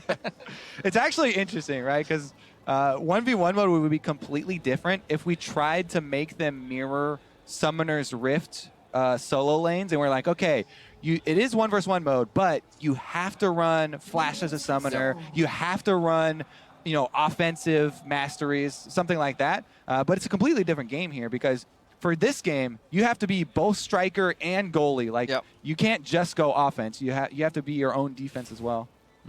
But therein lies the beauty as well in these adaptations, the kind of resurgence of the resolve tree that every AD carry kind of figures out. AD carry runes and masteries have been pretty much figured out by Uzi by now. And again, similar things that we've been saying all week. Access to the minion wave early, get that first creep down, then use AoE abilities to hopefully harass both the enemy champion and the minions, and generate push. Has Xpeke learned to last hit? Yeah, that's another thing, right? You need to get some time on this map to get used to the damage for melee minions at least. 4 out of 6. Passing. That's your grading for it right there. Okay. I mean, yeah, I'm counting the minions. What grading would you use? What scale are you using to come up with your grade, Crepo? Counting. Counting. All right, Uzi has yet to drop a CS. It's 1, 2. Cool. It's almost as if he plays AD carry. Man, you should change the play-by-play, dude. You got this down pat. Hey, man, when they're CSing and we've analyzed these matches over, I've been here all week, man. I was hoping you would bring like some new knowledge. Don't give me excuses, man. Oh, we're trying to turn the table here, man. Honestly, I want my pen back. I threw it away earlier, and it's all right. You sad. Xpeke's, I really was hoping for him to try and get more of those fluxes through the minion waves again last time, but since Uzi just puts out so much pressure early, it's really difficult to even get the time to do that. Against mages, it's so much easier. Yeah. But Lucian is coming in. He'll punish you every time you step up to the minion wave. This is an all-attack there as well. Xpeke definitely feeling the nerves here on this Rise. That's one benefit of AD carry champions as well. They just play with more base AD. It's much easier to last it here. Xpeke dropped 2 CS there again. Just slowly dwindling behind already. 4th wave or something. He's down 10 CS in the gutter. Yeah. I mean, for people like just tuning in, we can go over again, why the AD carries have been settled on kind of as the efficient kind of way to path to victory, basically, in the 1v1 matches. They have the extra sustain early because they're going to be taking the Warlords. They have the ranged attacks that they can use for Harass in addition to the spells. But also, it's just so much about the early wave control. Definitely so. And Uzi was trying to sneak a base there, hoping that Xpeke would be afraid. But obviously, since there are no normal trinkets on this map, you just always run a sweeper so you can sweep the brush and reveal the silhouette. Then Uzi's base was stopped here. So that was good from Xpeke. Yeah, I feel like the wave neutral as well. That is the main carryover from last year's All-Stars, where at the beginning of the tournament, people were running like all random trinkets. And by the end, it distilled down to just the sweepers. But everybody started right off from the very beginning here this year, using those sweepers to see their opponents in the brush. Xpeke is out of mana. This could be a... I wonder if Uzi wants to pull this into the brush and freeze. Nah, he would take too much damage, so he's just prepping the minions. He is really good at guessing. Yeah, like that prepping on this map, by the way, you have to get used to, but very well done here by Uzi. Yeah. Even though he's not able to get these range ones. The range since the range ones have such low health, or either they have super low health or their turrets do a lot of damage, they're very difficult because if they get touched by pretty much anything, then the one turret shot does kill it. Yeah, that's an annoying caster minion that keeps switching targets when you don't want it to.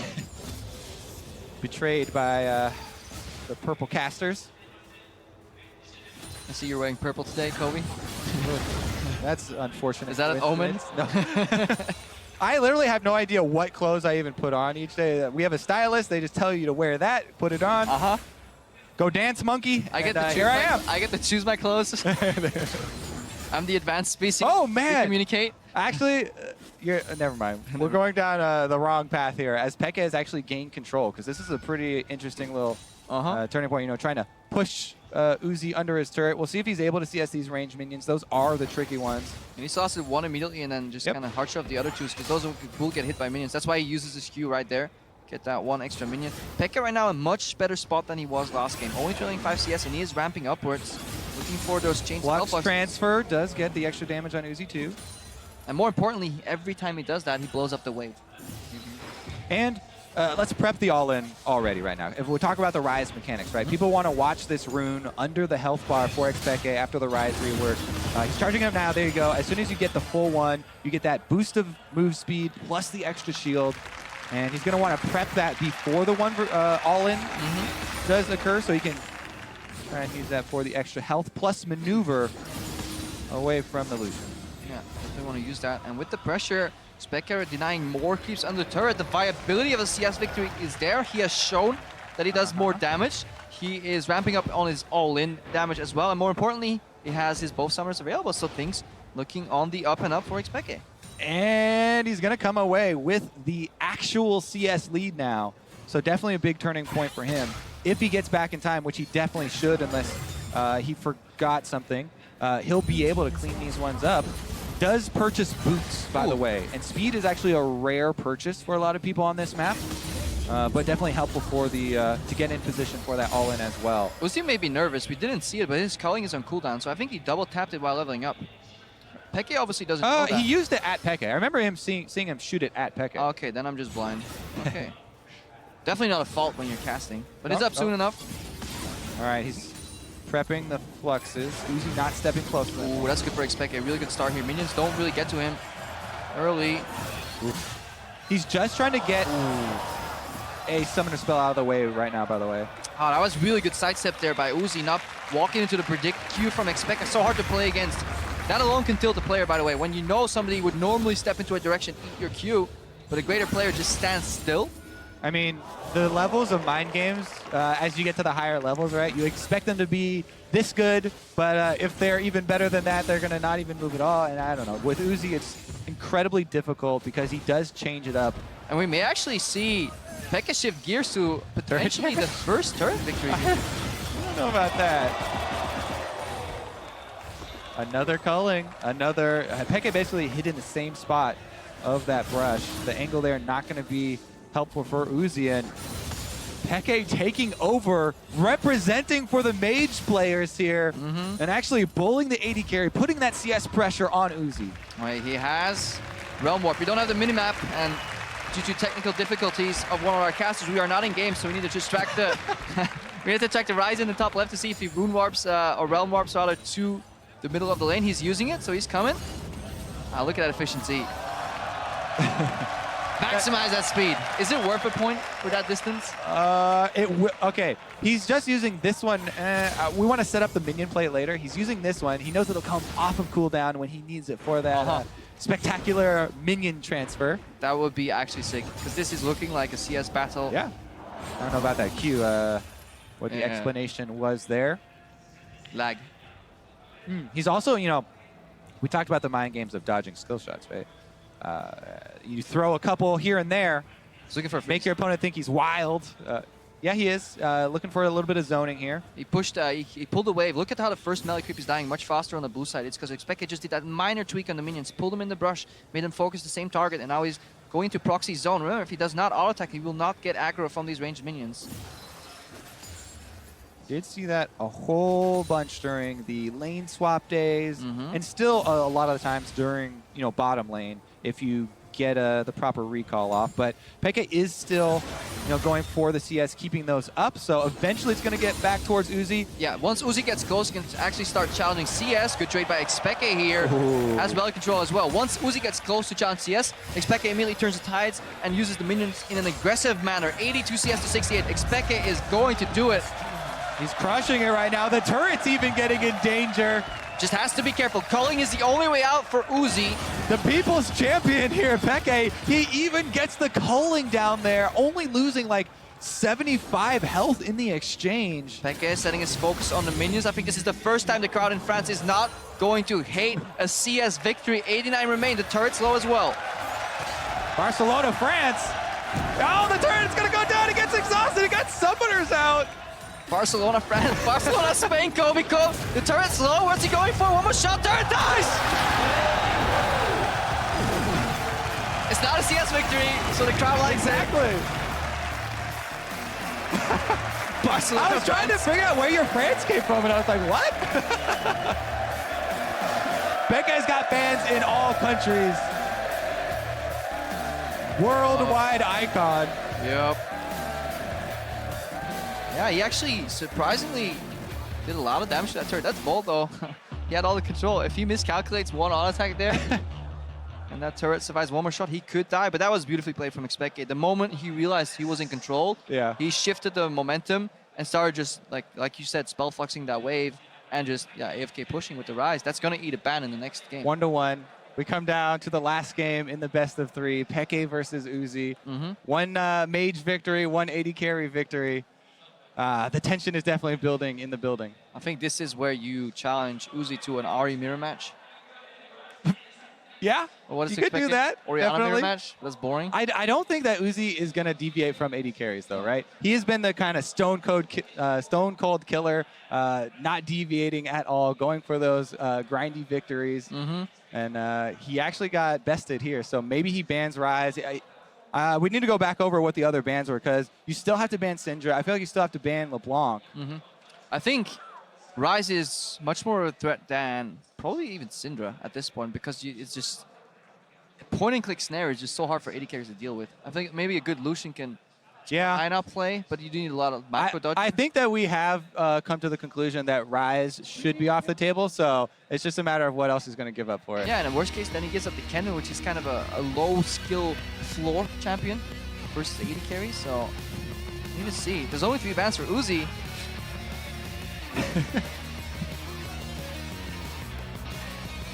All right, Kalen's off the board. Let's take a look at what... Uh-oh, technical difficulties again.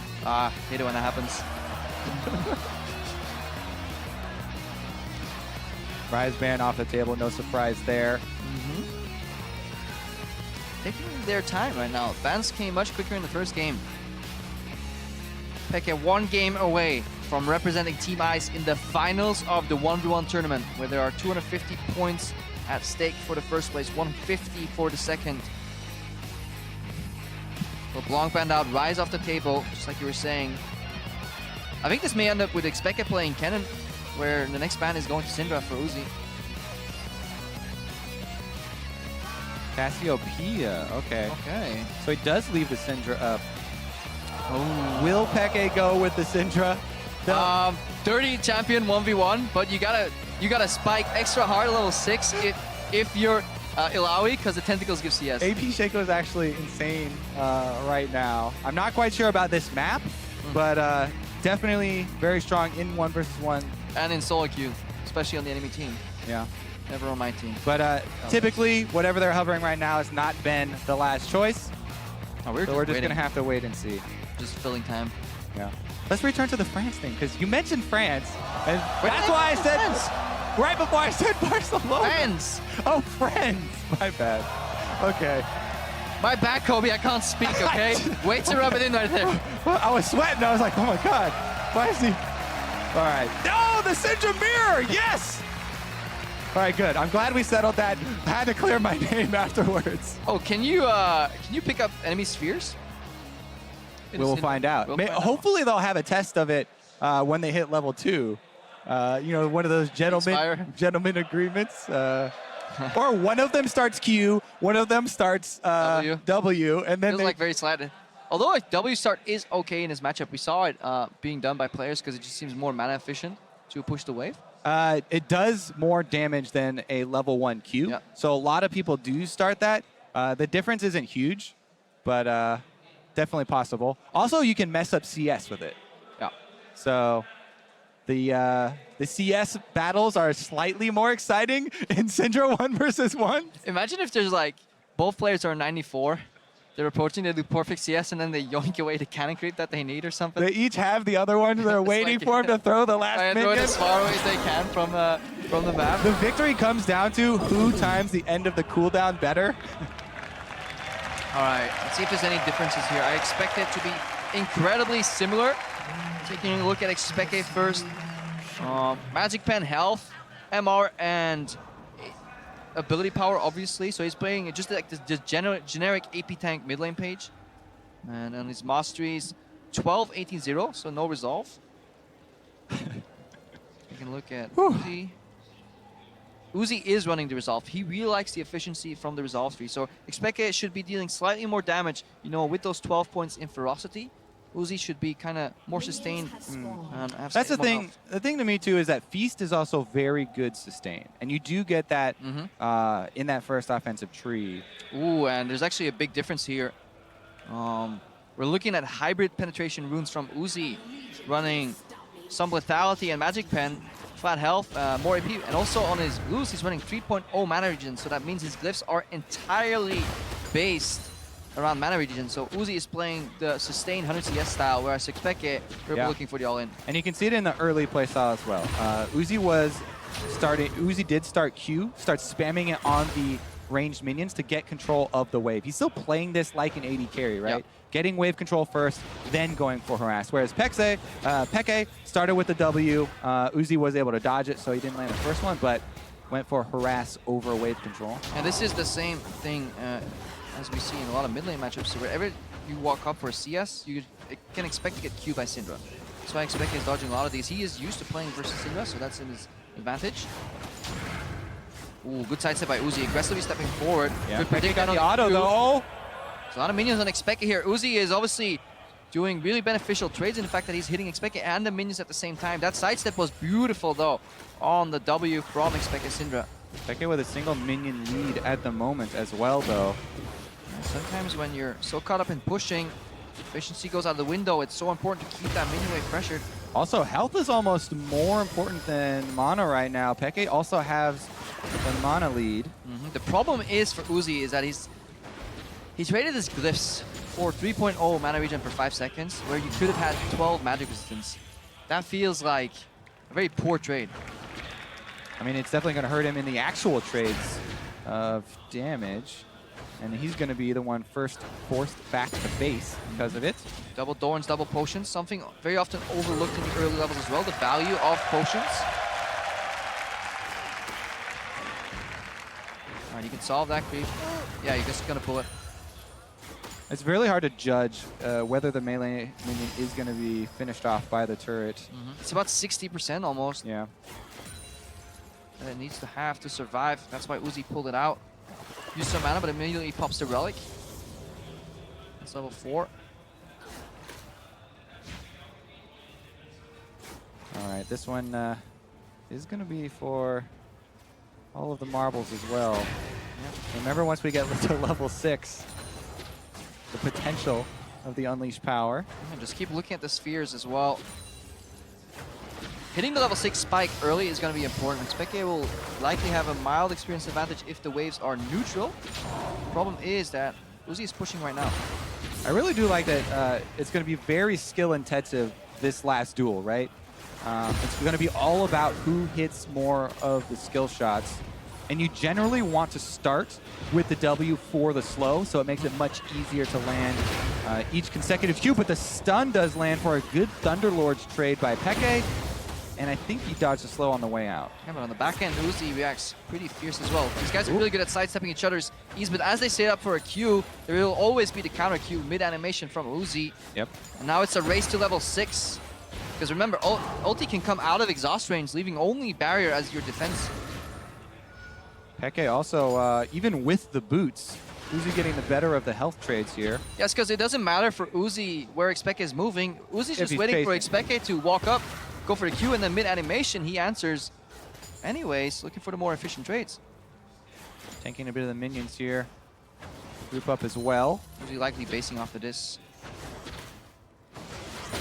Has enough mana to finish off the ranged minions and is going to get a pretty good base here.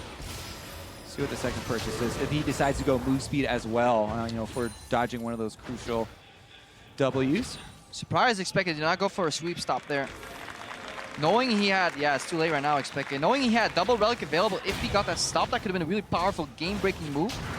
He obviously did not have the oversight because he was so busy just trying to equalize out that wave. And look at this. Uzi's continued focus on the mana is there in the purchase with the Lost Chapter. This is a hugely efficient mana purchase for him. Going to get a bunch. 4 man's move up. For the level up. Yeah, so he's just going to be spamming on the waves.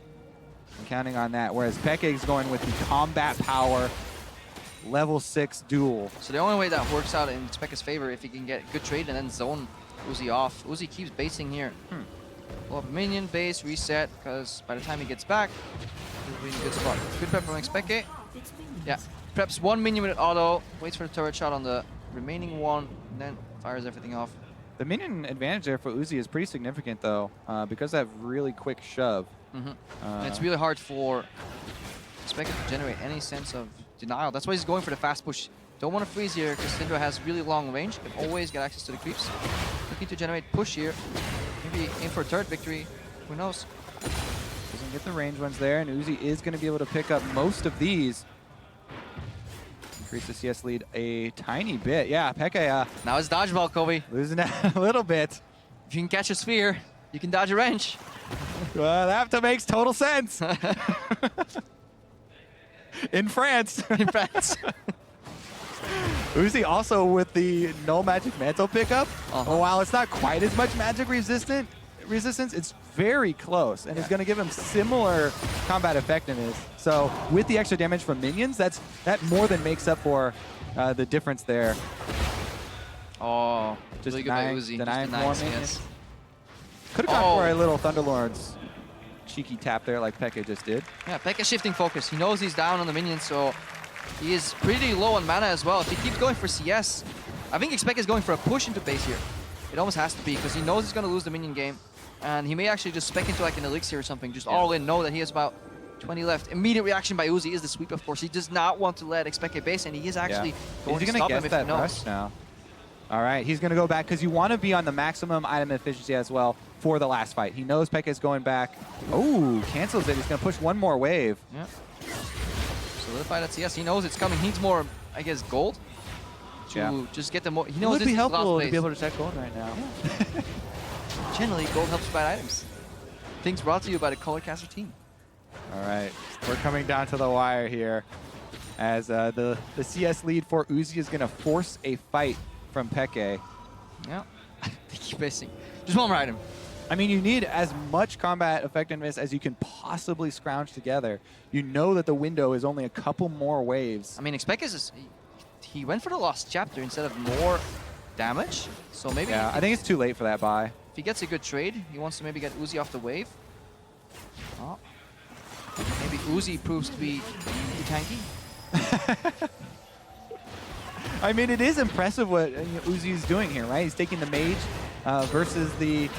I mean, technically, I guess everyone's going to be like, yeah, but Pekka is an 80 carry most recently. But honestly, the Syndra mirror matchup, I thought that Uzi would continue to just use 80 carries. I like that he's spicing it up a little bit here. But he's just always had control of this minion wave. Uzi just so smart when it comes to knowing when to prioritize minions instead of trades, and that's obviously what's been generating him these moments of sheer pressure that he gets on the back of the implied minion win victory. 9 CS remain. Oh, here they go for it. Exhauster Ooh, down. bad barrier. Does get the stun and the ult pretty early. Still a barrier on the side of Uzi. Uzi's complete control. All he needs to do is get to the relic. Kite Xpeke. Xpeke wasted his barrier entirely, misreading the animation. Uzi looking to shift towards minions again. Nice dodge. Now Uzi's on the chase. Is he going to finish another CS victory here? Only 4 more left. Pekka's got no options. No more dodgeball, just CS. Uzi in the brush, no sweep. Xpeke gets hit. Ooh, that's lights out. That's game over. Even if you land that, there's not enough follow-up damage. Barrier still available. Uzi just flaunting with it. 3 Pekka minions. gonna go down fighting though. He's gonna charge him. Fight like a champ, Pekka. Oh, and Uzi's going for the more. Uzi and he gets it.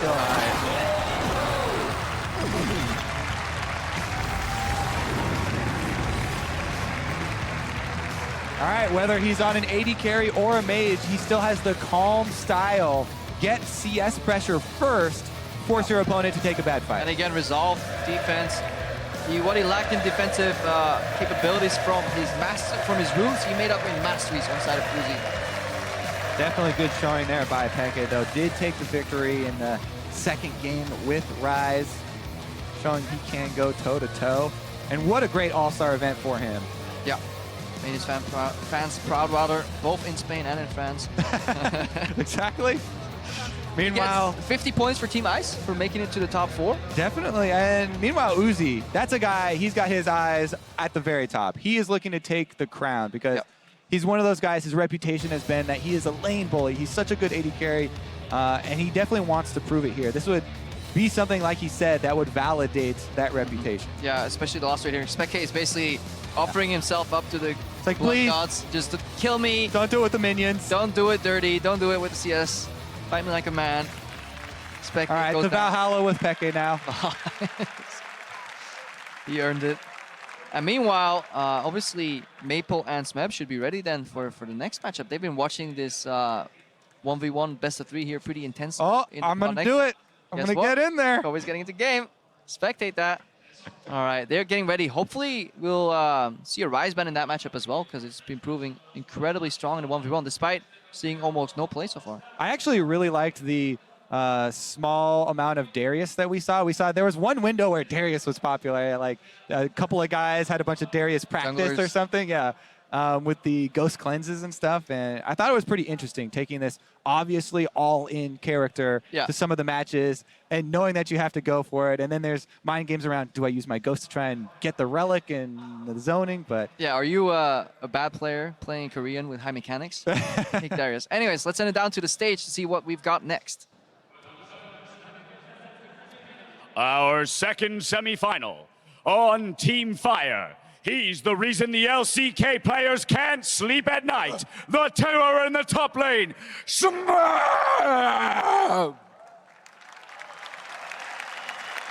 Y jugando para el equipo Hielo. Llegó a España como jugador profesional, pero cuando se vaya estará en la lista de los asesinos más buscados por la Interpol. Es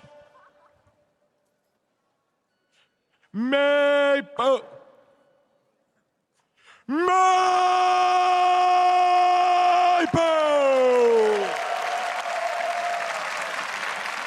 Buena suerte, caballeros. Can you do that with my brain real quick? I was about to say, fix this one. I need to get one of those buttons for my girlfriend.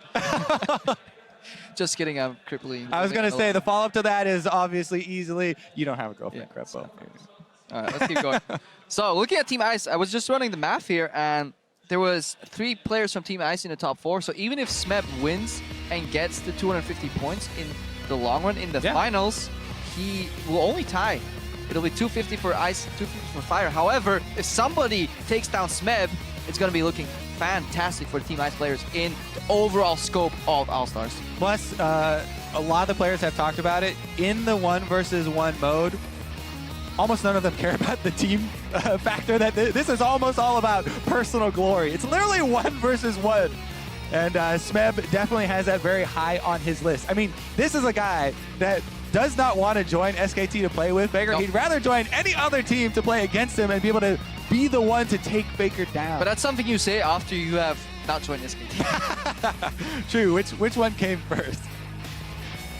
Did he get his invitation? Meanwhile, though, Maple has been one of the mid laners. We talk about Faker a little bit. This guy has been so close to that echelon. He's always been a top tier, definitely world caliber. He did just take down Mata in the famed Yasuo 1v1. So he's just so pleasant to watch, and it's kind of a guaranteed seal of approval you get when you watch a Maple game. You know he's going to do at least something nice. He's always kind of average at worst is like the best way to describe Maple for me, but very often, very much so beyond average. He's still waiting for his pick. Smeb this time doesn't lock in. He's learned. I can actually wait a while. They can see my picks on the screen. Quinn Hover here to start it off, but we do expect style, right, for both of these guys. I've heard about Mordekaiser, by the way. Oh, have you? Did you know no dragon on this map? Damn it. So, shoot, I forgot about that one. Oh, there we go. They already locked those ones in pretty quick, though. Versus Cannon. This kind of feels like Smeb was like, oh, yeah, the Yasuo thing, that's so cool. You guys are, like, doing that, right? I want to get it, too. And Mabel's like, I already did that, guy. It's like when you use an old me. You're late. Yeah, you're so late to the party. You're, like, so excited. You arrive to the party. Hey, guys, meet Yasuo, too, right? Right? Guys? I can play Yasuo. Guys, Mirror match. Yasuo?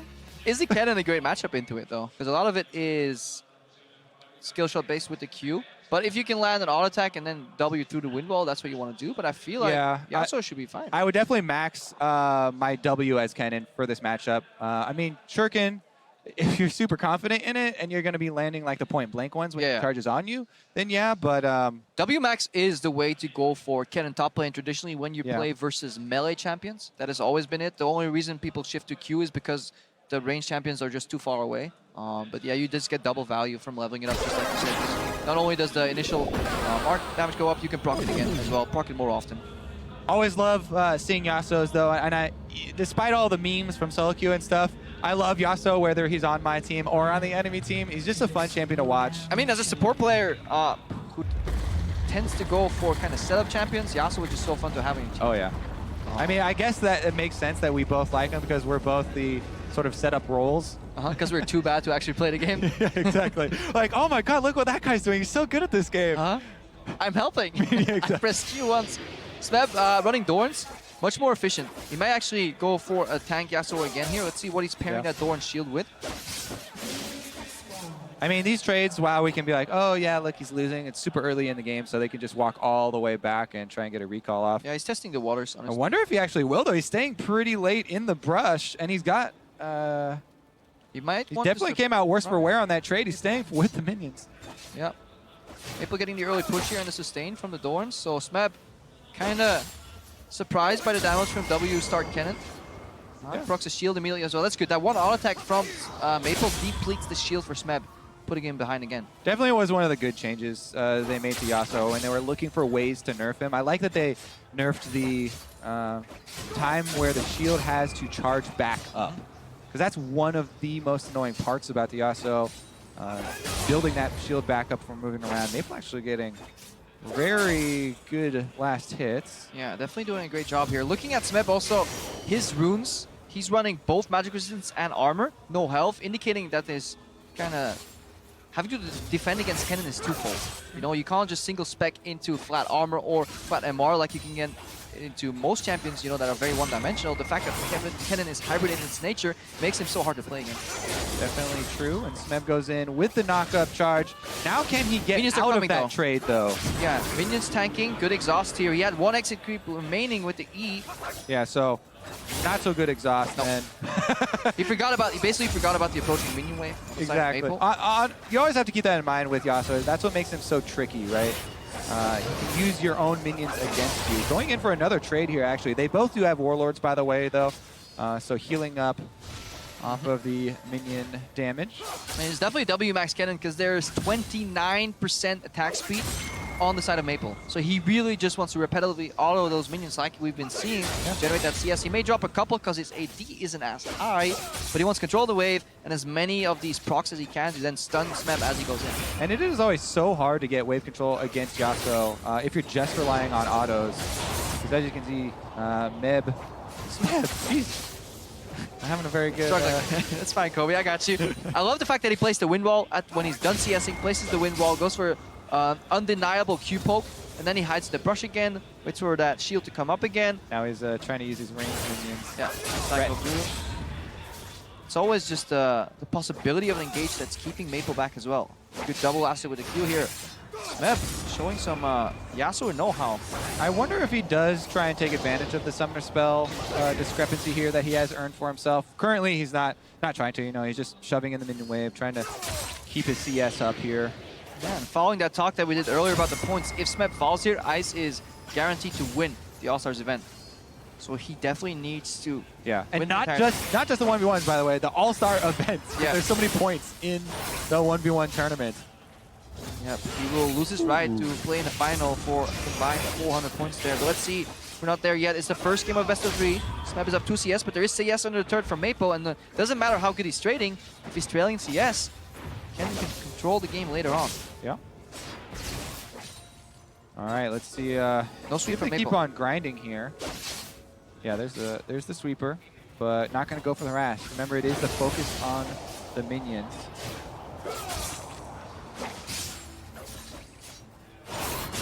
Almost like hypnotizing. We're just looking at the screen. Well, because I'm going through the plan, right? What's the plan? I'm trying to get into Smeb's head, and it's too difficult because you don't speak Korean. I'm not exactly. Oh no, actually, I got in the head. Now I just have to figure out what he's saying in there. But you could go try. I'm trying to think if he's trying to get to a specific gold point, right? Because there's a possibility with the level 6 to try and go for the all-in. Hexdrinker? Hexdrinker is the obvious choice. I'm trying to think because there's not really any other super big spiking item. And as you said, Kennen definitely is very big on the hybrid damage, but also Kennen also has a lot of stuns and a lot of disengage where he can try and, you know, kite there. Yeah, not worth, I think. Kite out your Hexdrinker shield. Yeah, definitely can kite, but it's not worth specking into like Merc Beds. That would be a complete waste of stats. Tenacity is definitely not what we're going for. Hexdrinker is the likely choice. I think Smeb's just waiting for a moment where he can push the wave hard enough that he has a good base timing. Yeah. He is actually no longer trailing on CS. Every time he pushes under turret, there is the risk of Maple losing some CS. A good sidestep, hides behind the range piece when he needs to, then goes into the brush. Good trade, wind wall to deny auto Q. Really well played by Smeb as he has the shield on the backhand. Only loses the shield health there. Plus, with both of them having Warlords, double effectiveness for... Oh! Yeah, this is ulti versus ulti. Smeb needs to land a Q proc into R. If he hits the next Q, it could be over. Remember, it places you outside of the turret if you can.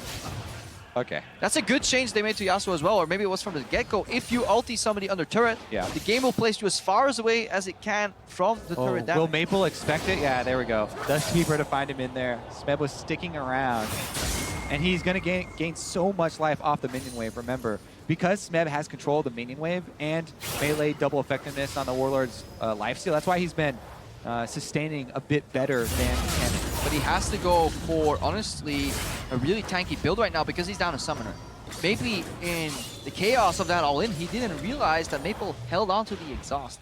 Yeah, and that is one of those timers that's much more difficult to keep track of, rather than the super easy flash everyone's used to for Summoner's Rift. Meanwhile, well, you have your own exhaust. So, yeah, I mean, if you use them at the same time. But if they're desynced, very difficult. But again, so much attack speed here for Maple, doubling down on it. And no Hexdrinker, So he is going for something else here, special. I mean, it's either the Sterk's Gauge or the Frozen Mallet, which would be a long ways off, so. Probably just wants the Charm's Fist to hold on to that. Yeah, that one, to me, though, it's actually not very efficient. And you have to stack it up, so. I don't really like the item. indicating he is going for a CS victory unless he just lands a good all-in here. Smeb taking a lot of damage here because this is an enraged cannon here. Needs the relic to get out. Second stun is coming right now on this mark. Ooh, they just faded. Yeah, need one more. Blood Moon charges. Uh-oh. Now this is the attack speed cannon. Yeah. Good goal for current victory, honestly. Winwell definitely puts a stop to that. Because we have attack speed boots picked up by Maple and double Dorns. This is kind of a really efficient point for this 80-centric cannon. Or attack speed-centric cannon, rather. Doesn't get much better than this. Yeah, and you're also limited to 2 Dorans, so it's not like you can just spam a bunch of Dorans. Nope. They've already chosen their Dorans items. Meanwhile, Smeb didn't pick up any other items, so that was a very good exchange from Maple, and he just got more potions. So no more combat effectiveness there, just extra sustain, which he didn't have a big problem with before. Now he does. Cannon's getting stronger, obviously, on the later basis. So you only have like 1 wind wall every so often. That maybe is the problem. And as Maple gets tankier and has access to exhaust and ulti, the all-in is less likely to happen. Really good counter stun here by Maple. He basically had a mark, W proc, or he EW proc, as he had a mark on him already to deny Smeb the opportunity of ulting on that knockup, and now he's going all in. He does get the ulti off though, Exhausted. He's too far away from the relic. He needs to get the relic, but it's too far.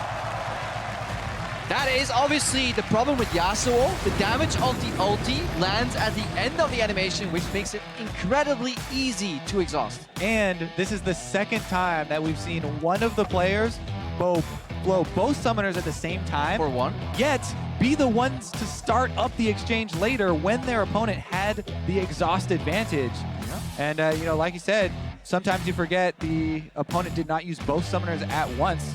Maple, just like Uzi, had the extra exhaust. Pretty easy victory right there for him. In game number 1, though, this is a best of 3. Smeb and Fire still have a chance. But that is honestly, I think, what happened. I think Smeb must have forgotten in the chaos of that first What engage happened? that the exhaust was still available. Because if you land that, maybe you survive for a bit longer, you get extra shield up again.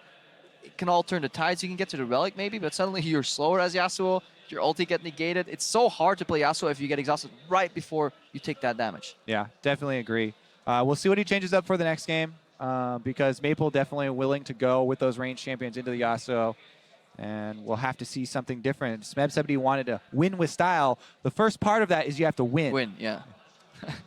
when you're not losing with style. Losing with style is also pretty good. I do like losing with style, but not quite as good. But I think you need more style then. We need to see like some. Well, I never got the winning part down, Screpo, so I gotta take what I can get. Well, looks like they're already set up for the next game. Kennen should be a ban. Lucian ban. That's so interesting. So he's gonna leave it up. Maybe we get a mirror here. He decides to also go with it. I like to see just more variety though. Both these guys have had that as far as the spirit of the event. See what Maple decides to go with next.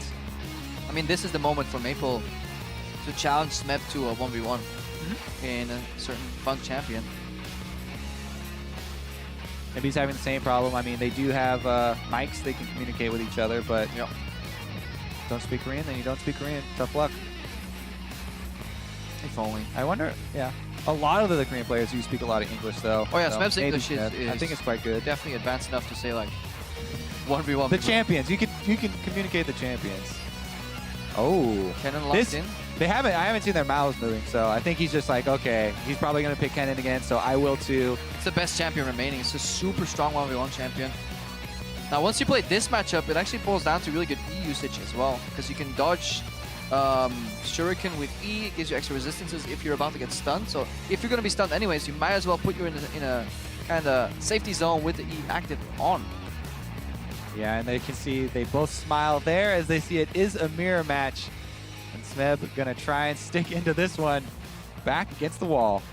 Ooh. And I also wonder if you're gonna see any like differences in style and runes and masteries, because that is obviously where it boils down to in these mirror matches. Yeah, Maple was 100% on that attack speed train, and it did work out for him. Yes, the early control of the minion wave there over to Yasuo, but man, after that first back, it was all Kennen. Yeah, and it actually changes up whether they max Q or W here, because it is a double max range matchup where you get punished very much so for walking up, so we could actually see Q max Kennen come out on one of the sides. Yeah, definitely true. I mean, I just feel like it's so unreliable to max Q, so easily punishable. There is a big reward though, and that would be the style win, I guess, in a mirror matchup. Yeah, or if you just suddenly shift to AP, because even AP Kennen usually starts with the Doran's Blade because it's just such an efficient start. Yep. Because looking at Maple, is still running the same thing. Attack speed, magic resistance, and armor. Yep, all flat. Yeah, really nice rune page right there. Going for 18-0-12 as expected. Got the brush check. Completely even trades, except Smeb backs out first. Takes the extra auto. Takes the extra auto.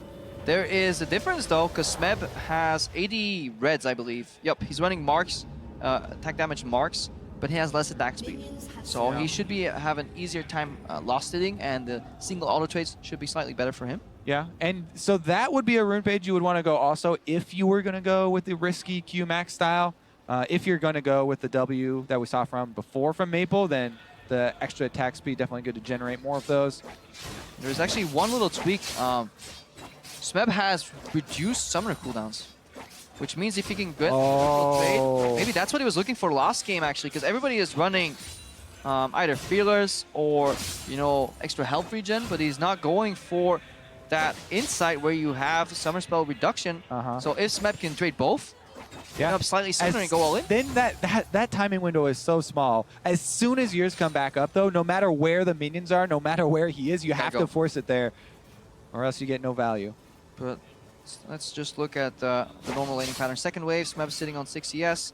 Gets level 2 on the 7 creep right here. That's the first melee of the second wave, as usual. And obviously has control. Nice Q next to the range creep.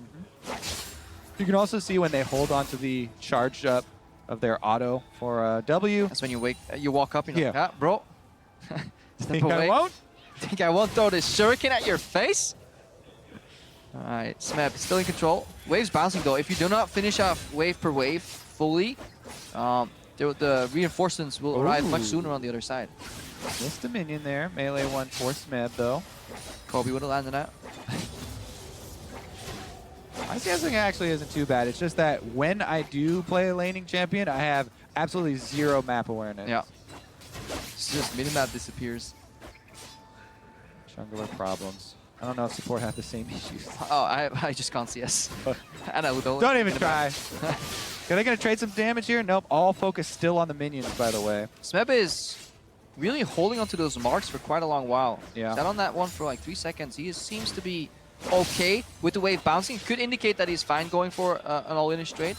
Yeah, and he does have the lead as far as the minions go. Maple, because he's playing so close to the relic, actually opens himself up for a Q trade there. Smeb has been hiding behind his creeps much more. Yeah, Smeb also, you can tell, generally gravitates towards the top side where he has brush control. Definitely comes with playing as a top laner, right? You're always going to look for extra brush control so you can get the minions to de-aggro you when you go for harassment trades. That was a super cool trade in the sense that Maple stepped up with Mark already active on the first part of the W, so he got the stun on Smeb. Smeb then generated enough auto attacks in the trade to get the Mark at the end and then sped up forward to get that final trade exchange. Smeb doing more damage in these trades though because he is running raw AD. So if on equal amounts of auto attacks, which they did, Smeb is getting the better in these trades because Maple is so minion focused, running the odd 24, 29 attack speed. And even he's not really controlling minions better because when you're pushing these minions, unless you're making full use of the auto attack timer and you're auto attacking on cooldown, which neither of them are, you will miss minions that way. It doesn't matter quite as much. Yeah, so looking at 8.5 AD over time, really working in Smeb's benefit and his early minion control as well. Even when Maple has the charge on his W auto, he's not bullying. Like, it's still Smeb that's forward in the minion wave. Yeah, Maple is also hiding far less. It's like he really wants to play that skill matchup where he's like, cue me in the open, I'll dodge it, instead of just hiding behind his range creeps.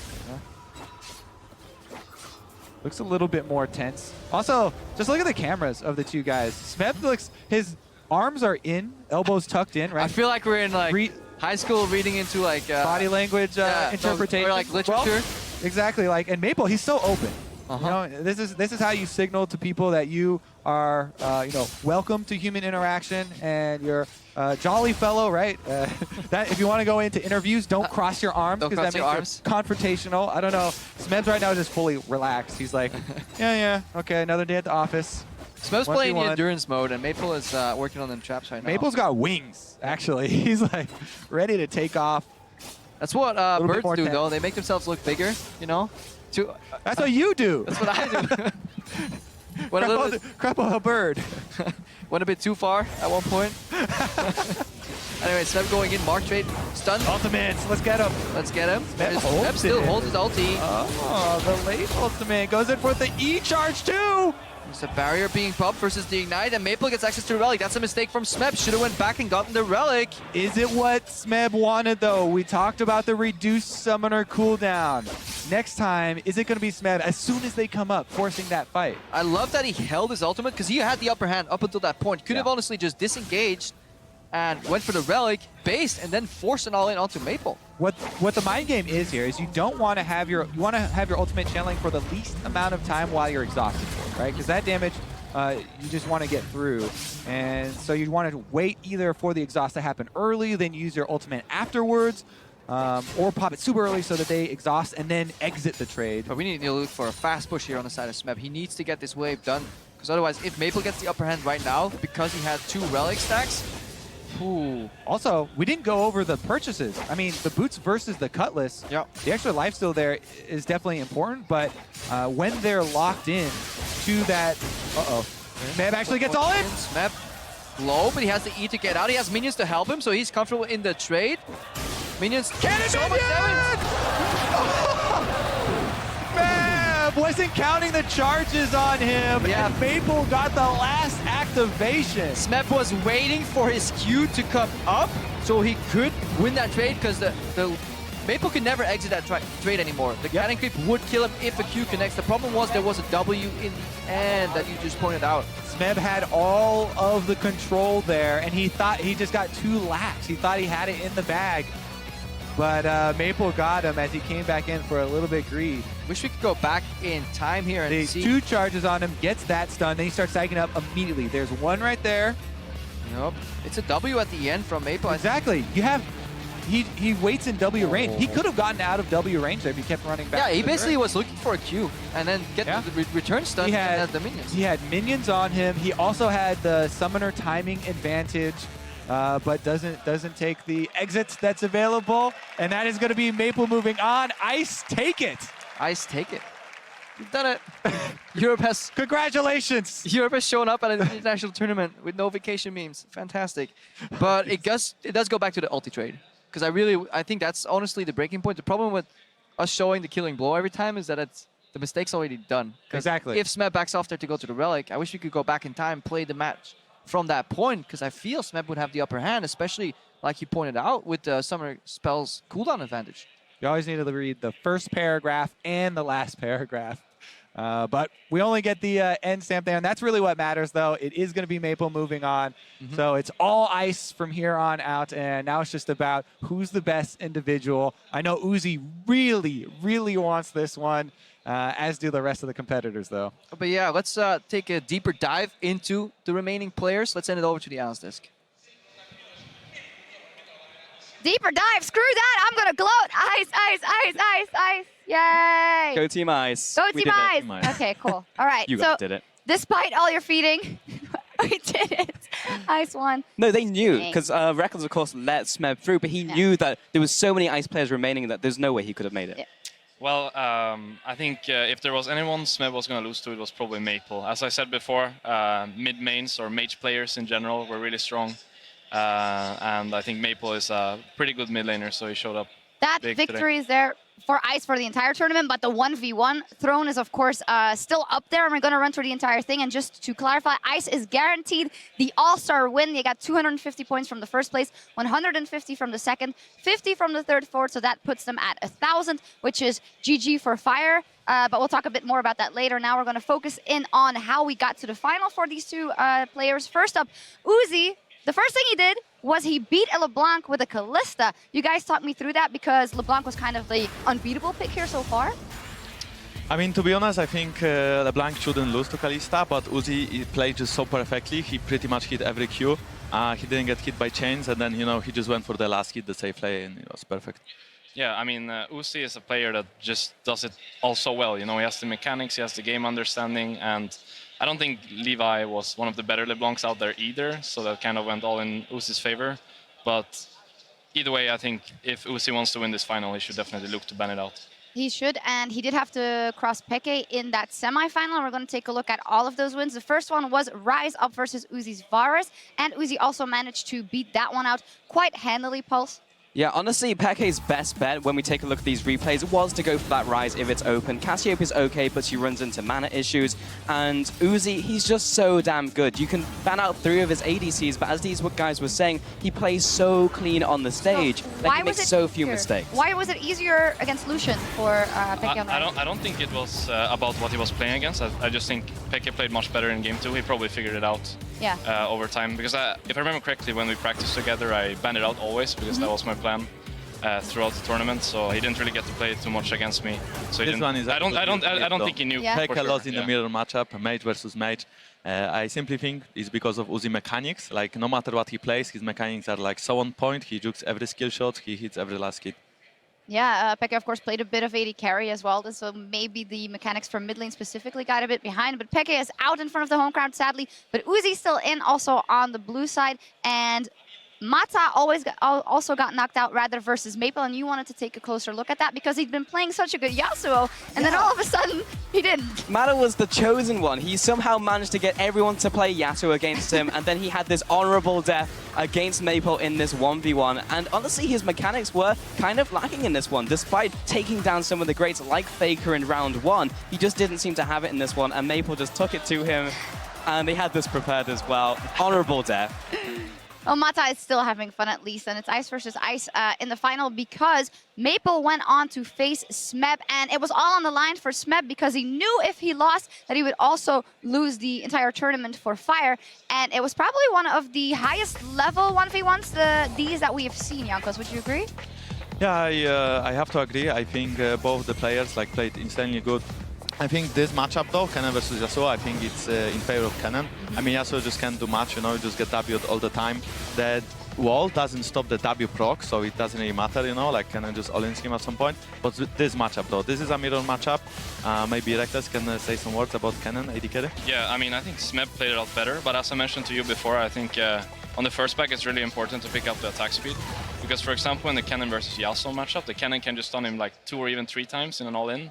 And in this matchup specifically, Smeb went for the AD/lifesteal, and then Maple went for the attack speed, and therefore he had more stuns coming out in the all-ins, and that's why he won the game, I think. Yep, and there is the almost finished bracket as we see the final. Uzi will be taking on Maple. You guys talked about the fact that Uzi has such good mechanics that literally everything he plays, he should be a tad better in that department than his counterpart. Do you think he's also better in general in all the other categories, thinking of being cool on stage, decision-making, what to buy? How much of a chance do you give Maple in this matchup versus Uzi? I'm jumping on the Uzi train. As soon as Mata went down, it's just like, yeah, all right, bring it in. It's going to be Uzi, because all those reasons you were mentioning, he just plays so clean on stage. He doesn't even look like he has any nerves, and he executes so well. I just don't see how Maple can win. I mean, I think so far Maple showed really good individual play as well, and I think simply because he's a mid lane mainer and he can play way more cheesy champs that just can align you at some point and one-shot you, I think he has a chance, but I would give it to Uzi as well. Yeah, I mean, I'm not sure what I can even say to that either, because I think Uzi is just a complete player, and Maple was even looking a little bit nervous against Smeb, so I don't think that will get any easier against Uzi. Yeah, and maybe as a little bit of information, Uzi is a bit injured. He fell this morning when he was doing a tourist visit, and he wasn't feeling 100%, yet he is feeling good enough to go to the final. He carried me. Yeah, he carried you. So he's just, that willpower is absolutely insane. Priority picks for this one. We know that Uzi prefers those AD carries, but then he gave a big sign to Maple by saying, oh, mid lane, Syndra, yeah. I can win as well versus a mid laner, so that's kind of a sign from him as well. Yeah, definitely. I think it's going to be really tough for Maple to win this one. Is it a best of 3 or best of 5? It's also a best of 3. Best of 3? It's a best of 17. No, it's a best of 3. All right, well, I think Uzi got it, yeah. Uzi, yeah. Pulse, Yeah, Uzi. I mean, apparently it's impossible to ban him out because he took away like his top 3 ADCs. He goes to Varus, he goes to Lucian, still makes it work, and he can apparently play Syndra. So it's just so hard. He's going to pick something he's good at. I think if it comes to mirror matchup and he will play again a mid lane versus mid lane, I think Mabel can take it. But if they will play some cheesy matchups like Kennen versus Kennen or overall AD carry for Uzi, I think Uzi will take it. Okay, we'll see what happens. We're so close to finding out who our 1v1 champion will be. Let's send it down to the stage and get things underway.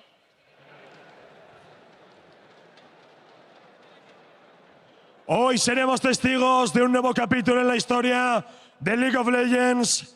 Algún día vuestros hijos preguntarán ¿dónde estabais durante la final de este torneo 1 contra 1? From 30 players, just 2 are left to compete for the highest honor the human race has or will ever know, the right to call themselves the 1v1 King. Y en el lado azul y defendiendo al equipo hielo, está acostumbrado a las finales, pero esta quiere ganarla.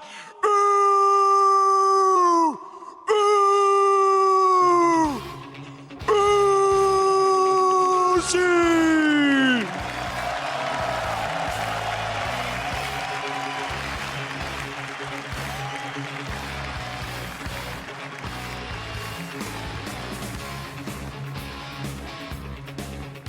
And on the red side for Team Ice, he doesn't need to hunt with the pack to take down his target. It's a Maple!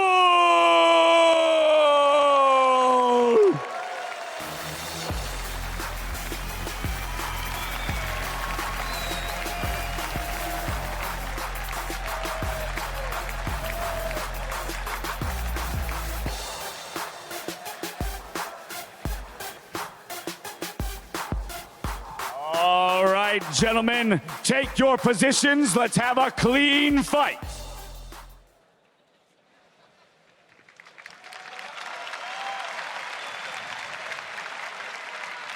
Let's the battle begin! No. Ven aquí, amigo. Like this. ¡Que comience la batalla!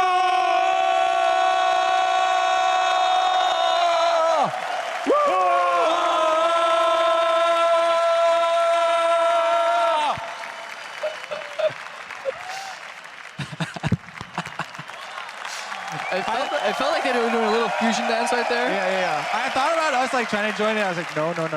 We can't even get close. I don't think you understood when embarrass ourselves. On day 1 we established this. People with the girly voices go. Oh, I'm very well aware. That's why we're on this side.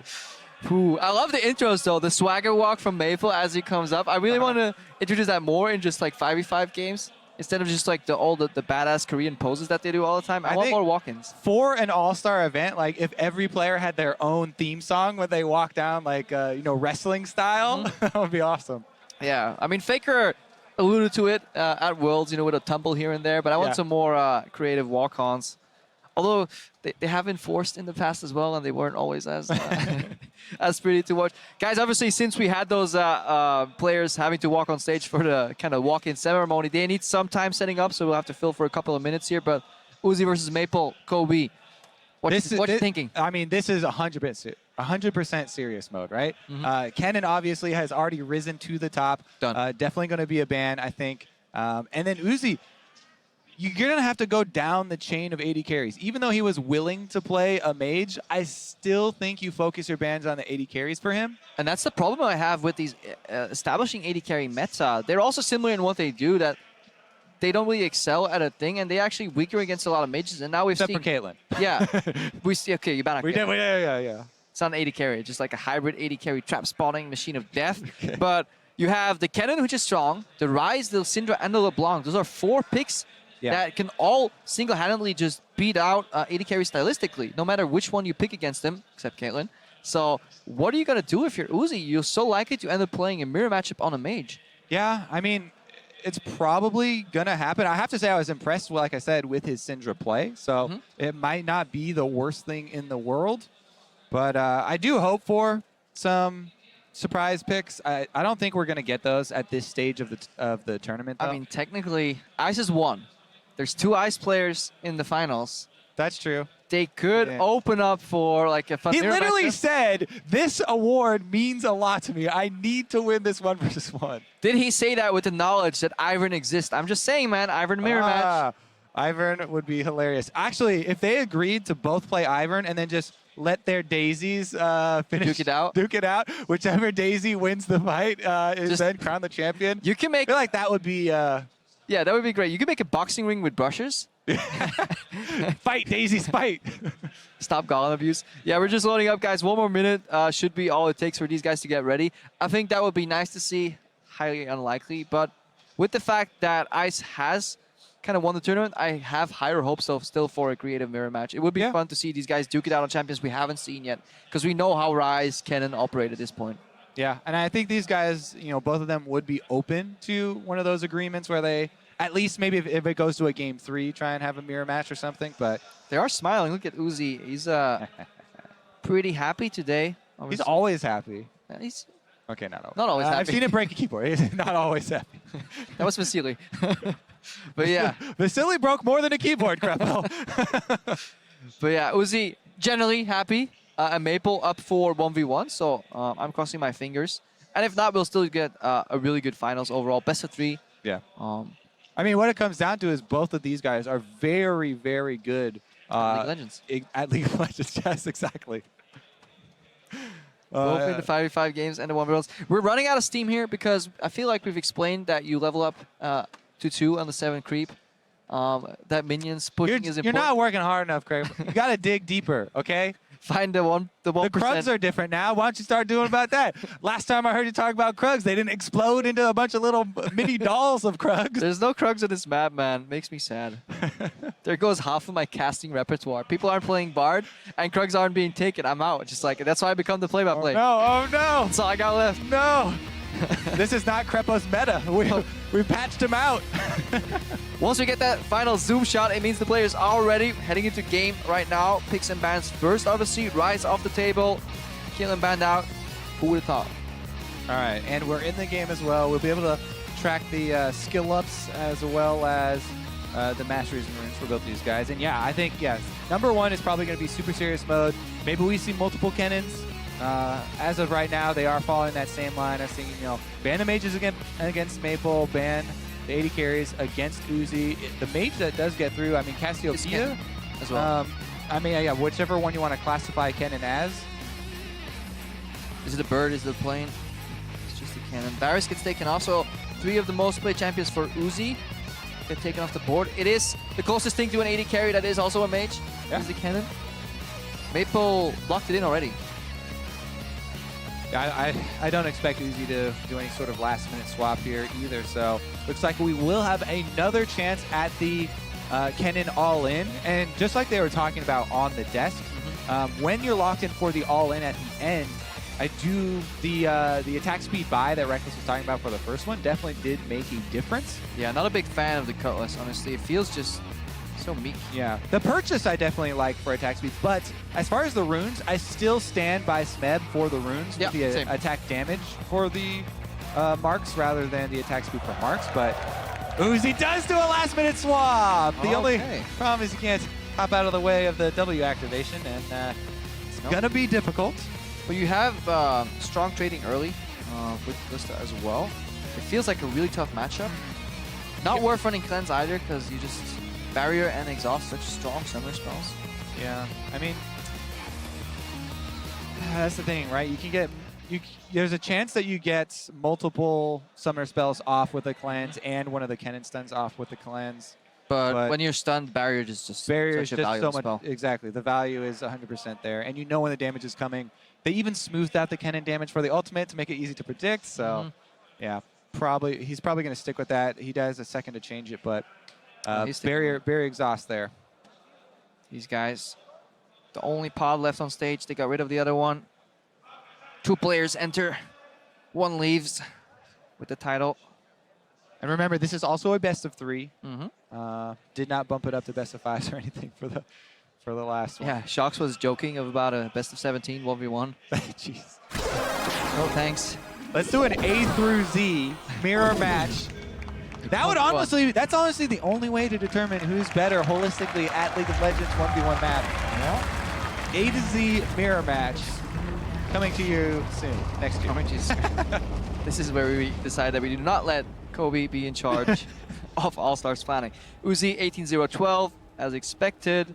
27% attack speed. It feels like every game we load up, these guys are just a little bit more attack speed each time. 1% lifesteal or 1.5% lifesteal, which is basically a quintessence, I believe. Yep. Yeah.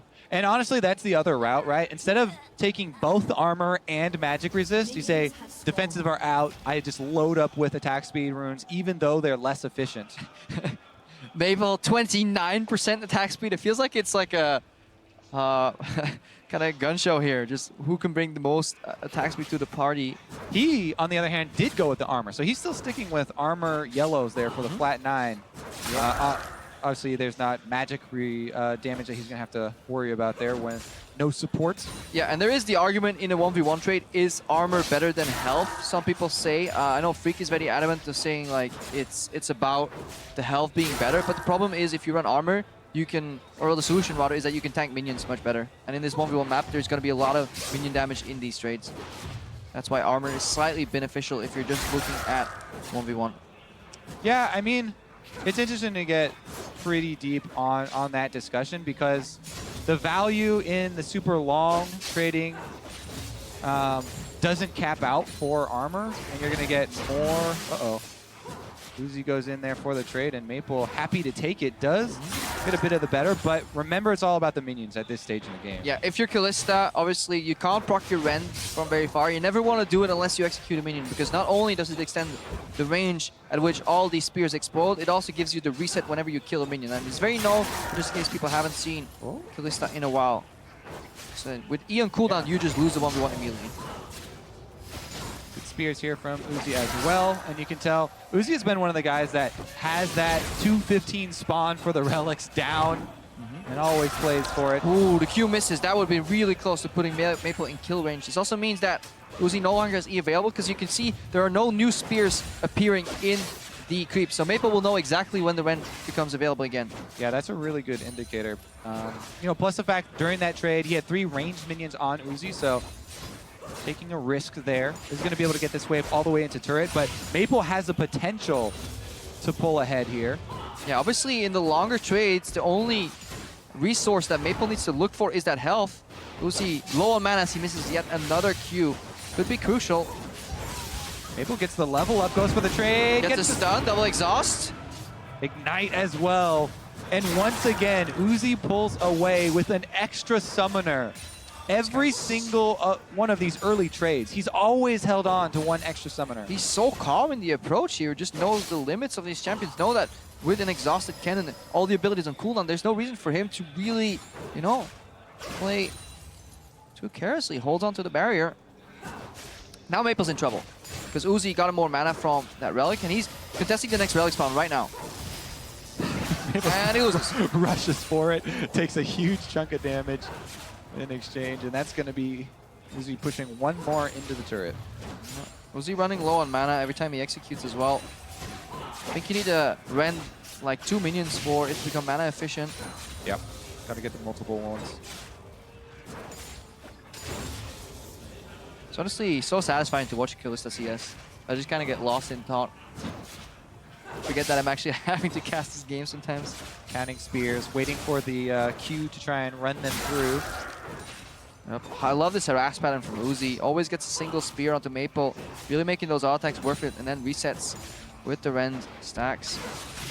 He's also hitting turret. Well. Definitely don't want them to time out as well. That's one of the worst feelings. If you pre-set them up on the minions, then you finally get your spear in the enemy. Oh.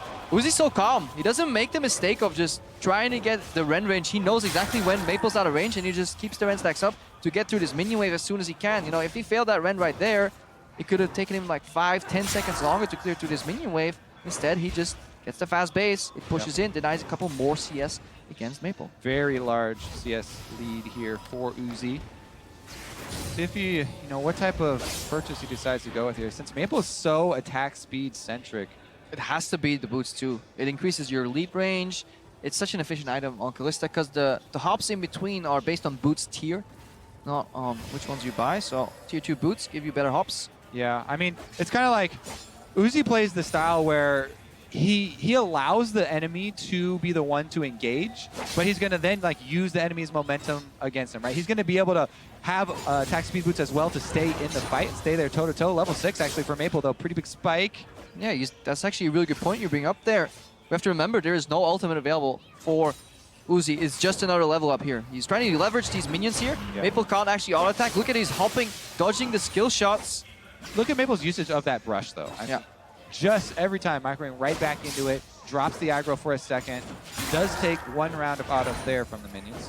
Ooh, good sidestep by Maple into the brush, dodging another Q here, really vital here. This could be an all-in pump by Maple. Barrier.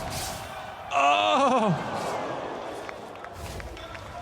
That was very well played. Sidesteps the Q, realizes that he can actually all in, and again, listen, no ultimate, but this is still okay for Uzi. He built himself a buffer that he can work with, but right now the CS is suddenly equalized. Similar story to the last time we saw Maple there. Goes back the first purchase right after those Berserker Greaves, really takes over, goes for the all-in, punishes Uzi, and Uzi just has to reload on health potions. Remember, Uzi still should be able to get that CS lead back. Yep. Yes, and does. So he still has that minor CS lead, but there's just so much more threat on the Kennen now.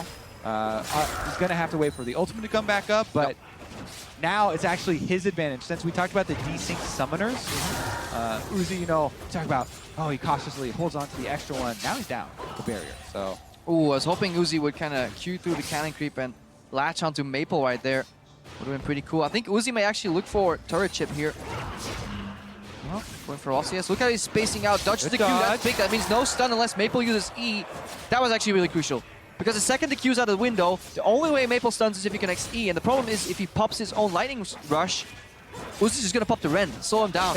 It's completely not worth it to charge lightning rush at Uzi at this point. As he's able to kite back a decent way. Yeah, with the hops and with the Ren. Exactly. You take too much on the way in. Pretty good control. One more auto would generate a stun there. Good disengage by Uzi. Very aware of all these things going on. The position of the wave, the amount of stacks on the Kennen.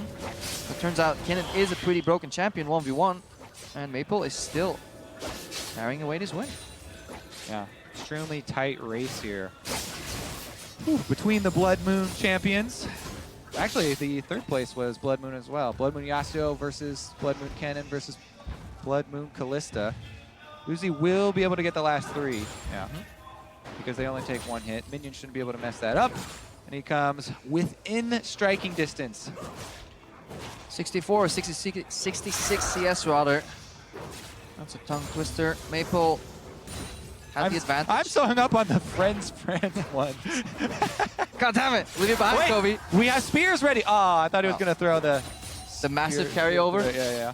Because you still, that is another good thing to point out, you know, the spear carryover. Uh-oh, Maple popping the ulti. Good exhaust by Uzi. Carrier is not available.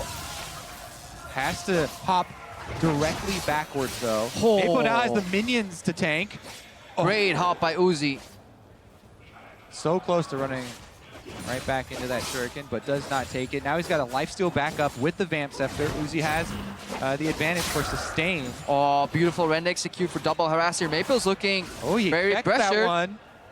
Q misses. Uzi in complete control. This Vamp Scepter is really working out. Maple fumbling a little bit here under pressure.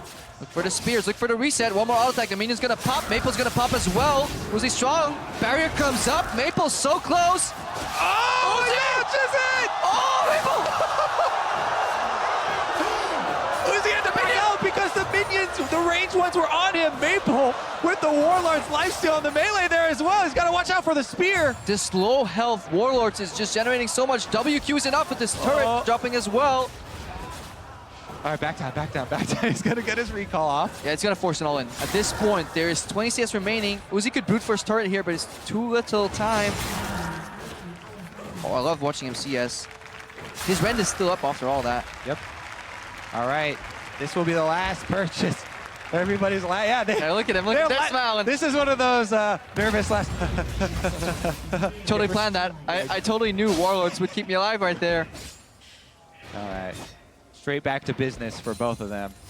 Maple gonna want him wait on his cooldown for the ultimate. I think he has time. I think he should be He's able gonna to sit wait on this for mark. it. He's just gonna sit on this mark and pretend that he has ulti. There's no way Uzi's done the math on timing the exact time for the ultimate. All right, he's gonna get it back up. No summoners for anyone.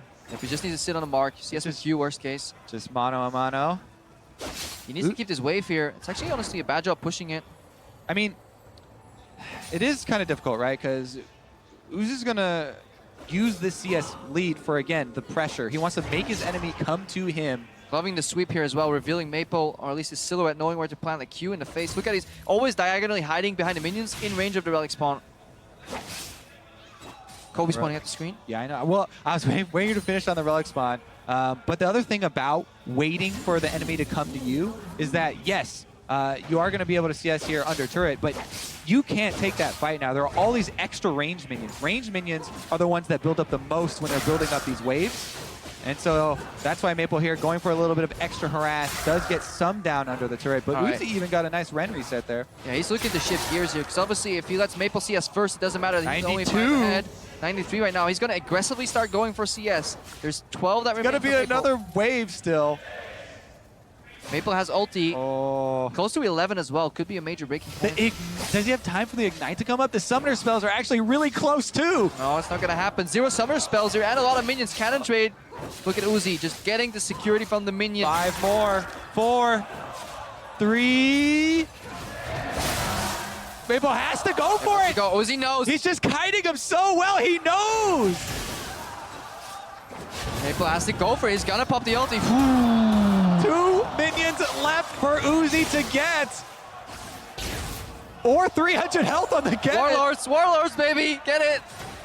Uzi stuck behind enemy lines. Maple's trying to rush for it.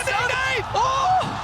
He hit the minions! Uzi rushed towards the last 2 CS! That was so close. If Maple gets a stun right there and Uzi doesn't get the CS, he actually wins the all-in. Definitely the most intense CS victory that we have had, Crepo.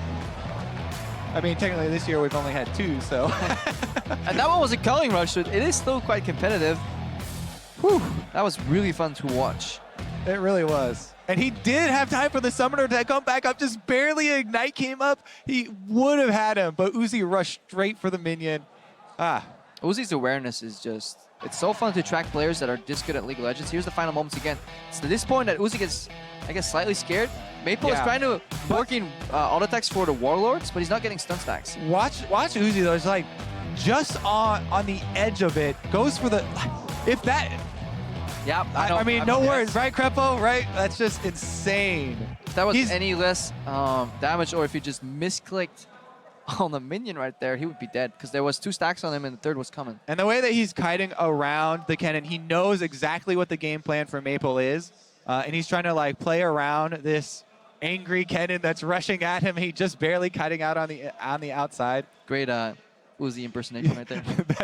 That's as good as my acting gets, right? Thank goodness we're not doing the intros. The intros, the charades, no. That was actually really fun to watch. I hope we get a different matchup in the next game, but I don't see how it's going to happen, because it's just, there's 4 strong mages in the 1v1. Yeah. It does, 100% depends on these guys. We would definitely love to see variety, but again, that was extremely exciting, so. There is just so much beauty in playing or watching a good Kalista. Makes me quite sad that she's kind of out of the meta. Honestly, I like just seeing anything played good. You talk about a good Kalista. I had fun watching a good Garen play yesterday. I've never seen a good Garen. I thought Xpeke was pretty good enough. I don't know. Did you see his build, man? Yeah. I mean, the play, right? That's not play. I think if Xpeke actually built right, I would have enjoyed that Garen game, but it was just abysmal what he ended up buying. Did get the sexy double kill.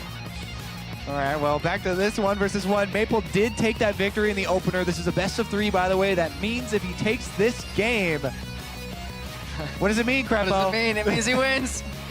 That's how best of 3 work. If you win 2 games, you generally tend to win. Sometimes you gotta spell it out for him. All right, Uzi now, seeing the light, hovering again on the cannon. Now, Katarina, I'd love to see it, but definitely not good in the 1v1 scenario, so... Also has that hidden passive that Yasuo has where she deals more damage on the enemy team as opposed to yours. It's a tricky one. Not able to counter. Varus is actually very likely. Did he actually already lock that in? Yeah, it's locked in. Green border means it's border is gone, so... Oh, Uzi also going to switch it up. I like it. We do get the variety here. And it'll be Maple's second attempt. I mean, this matchup is... Oh, wait a second, yeah. The thing is flipped. Let's see if Maple can get on the board as well. We've seen this matchup in particular before. Some of the limiting factors is mana on the Lucian. And you basically want to get really efficient E's out as you dodge a Varus E yourself. Just get out of the hail of arrows, then double tap, into Q, double tap. Both these champions really good at harassing through a minion wave. Yeah. Very hard to position. Shorter range on the Lucian though sometimes gets punished. Definitely true. However, I mean, last time the Lucian was played so well, it made it actually look really difficult for the Varus player. We'll see how well Maple does though. You know, that's why a lot of these mid laners, the AD carry they're defaulting to is the Varus because he's so often played in the mid lane. Yep. And they just feel comfortable with those skill shots. But the biggest switch up with Varus in the mid lane is just the fact that you're playing on this map. The location of the brushes as well as the relic spawn is just such a big influence. Yeah. I mean, you obviously do want to shoot your skill shots from Fog of War. To try and take away some of the time that the enemy does have to react to them. It is all up to seeing if Maple can match Uzi's skill in terms of that relic contest. Because that's honestly where he's been fantastic throughout the entire of this tournament. Yeah. I mean, there is some randomness to the second spawn, but it always does start at 215, right? Plus, if someone doesn't take it right at 215, then it's really hard to judge. Minions have spawned. All right. Both defensive. Yeah. I can feel the pressure. Tension's definitely there. Quick look-see at Maple's runes. Even the 4-0 down there. Maple, ooh, nice adaptation. 15 armor in his kit. 14% attack speed. 8.5 physical damage. Oh, so he's taking even more armor than last time. Normally it's like around 8, I believe. Doubling up. 9 is just yellows, just flat yellows. So he's going also 18-0-12 heavily into the resolve tree here. It's a style that Uzi used to go for mastery-wise, but Uzi generally goes more offensive in the runes. We're just going to confirm that here. Yeah, Uzi's only running 9 armor on her. That was a weird path there by Maple right through those range ones, but he does look how little damage he's trade, taking from these minions. Like, he can actually fake Uzi into a trade. Like, if you're so used to trading patterns that you win, say 3 minions plus me in a bad spot is going to make it win. The problem is that when Maple runs this much armor, these minions are almost doing no damage to him. And Uzi is speccing more into mana regen. Again, his glyphs are so heavy on mana regen. He's running 6 or 7 of them. If we go back to that Uzi checklist for 1v1s we talked about, though, step number 1 has always been wave control. Yep. He's got it yet again. Hit that level 2, pushing into the turret. Even though it did cost him CS, he has it on Maple's side of the map.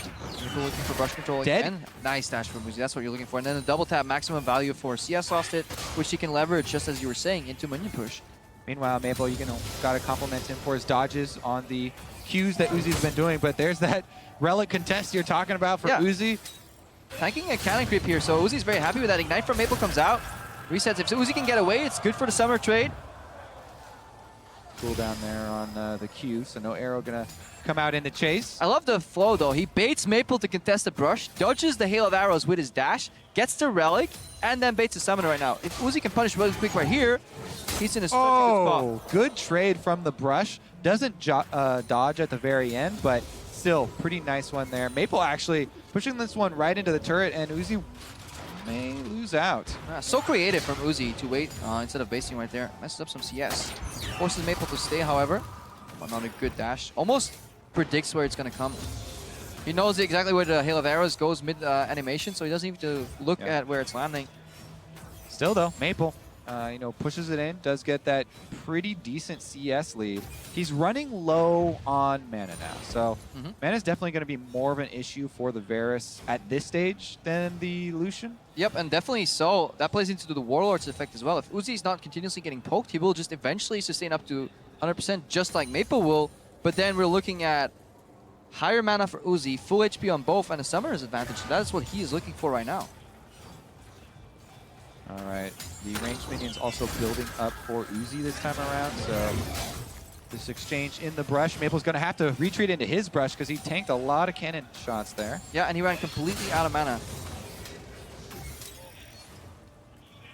That's why Uzi has the confidence here to move up aggressively. See what the first purchase is. Maple want to freeze maybe and try and deny more minions. He already has a pretty sizable minion lead. Uzi's not gonna let him do it. No, definitely negating that possibility. Uzi always kind of fake basing versus. Oh, I love that Q. That was great to see there from Uzi. Yeah, and if he gets away with this recall as well. Still pretty equal. Oh, he doesn't have enough mana. Nope. Can see him leave. You can see him, but can't touch. You can look, but can't touch this. All right, both of them gonna get off the recalls then. Pretty even, just at 3 CS lead. Again, the attack speed focus here for Maple. Ooh, that's... This one for Varus. So Varus, you do want to try and get, I mean, you could say, hey, he'll stack up that passive and then try and pop it. But it is going to be kind of difficult unless you're saving your hail of arrows to pop it. Remember, at level 6, unreliable. you have another third spell that you can weave into rotation. I think that's what you end up doing. You slow him with the hail of arrows. Yeah. Triple attack, tap on the Q. An ultimate that is one of the most notorious skills in the game from people missing. It looks so comical. We need like a surprise party Maple, surprise party Varus just so you can get comical effects. Uzi aggressively going for the contest. Look at the culling coming out as well. Maple trying to sidestep, it's so hard. Oh my. Love that play. Uzi knew, even if he loses the access to the relic, he will get level 6 versus level 5 because he played the earlier lanes better. This was, it can't all be coincidence. There has to be planning to this guy. He's good, as well as Pretty smart. good. How good's Uzi? Turns out Uzi's pretty good at League of Legends. Pretty good. I don't know if there are any Curb Your Enthusiasm fans. Maple here, though, is sustaining as well decently. Has to chug through all the potions to even up that health. It is enough, though, that he can stay for some extra minions, which he really does need. You can't afford to have another poor purchase. Oh, max channel Q. Doesn't do too much damage. Yeah, it does almost none, actually. It's an activator for stacks. That's all it's built for. It's a rank 1 Q that you just want to block that passive from Varus, percent health. Fumbles the minion there. Each one does actually count here. Pretty intense as far as the mid game goes. Just think about late game, though, and what the picture is going to be like, because this culling is such a huge tool. And it's, even if you miss the beginning or you miss half of it or you miss the end, it's still going to provide a lot of value. Whereas the Varus ultimate, you miss your Varus ultimate, out the window, 0 value. It's over, yeah. And the Lucian just smashes you. So Uzi a lot more pressure on the Varus. Getting comfortable with dashing into the minion wave for double taps into Maple. He has enough AD to make it worth to win that trade as opposed to the minion damage that he's taking. It's one of those adaptations that you can make. Oh, look at the weaving of these double shots in the passive. That's an ult from Maple, disengaged, but bad stack proccing. Maple not optimizing that passive. 3 stacks on him now. He's going to back up, does get the Q, but he's no exit. Down for. And Uzi is going to be your 1v1 champion. He came into the tournament wanting to prove his individual skill here at All-Stars. And he's done it in a fashion that is utterly impressive, honestly. Molding the AD carry style with a hybrid efficiency with that resolve 3, and honestly, playing it to perfection. I'm also glad he got one victory in there with the Mage, with the Syndra in the mirror match as well, just to prove that he can also do it that way. Incredibly impressive performance here from Uzi. And if it's picking up poorly, the crowd is not booing him for a CS victory. They are actually, in fact, chanting Uzi's name. Uzi. Yeah, that's his name. Love the crowd chants though, so far. Yeah, definitely. I mean, they're really getting into it. Let's take another look at it here, though. Even if you do hit that Varus ultimate, I mean, you talked about the passive stacking. You only got 1 in there before the Hail of Arrows, but this right here, like, why is he going for just that? straight walks up. I think he knows he was done for. I love the early barrier, exhaust mirror. Makes it so easy to land that going. And this is a guy, I mean, he's been touted as one of the best AD carries for so long. Yeah. And always the first thing you mention with him is the laning phase.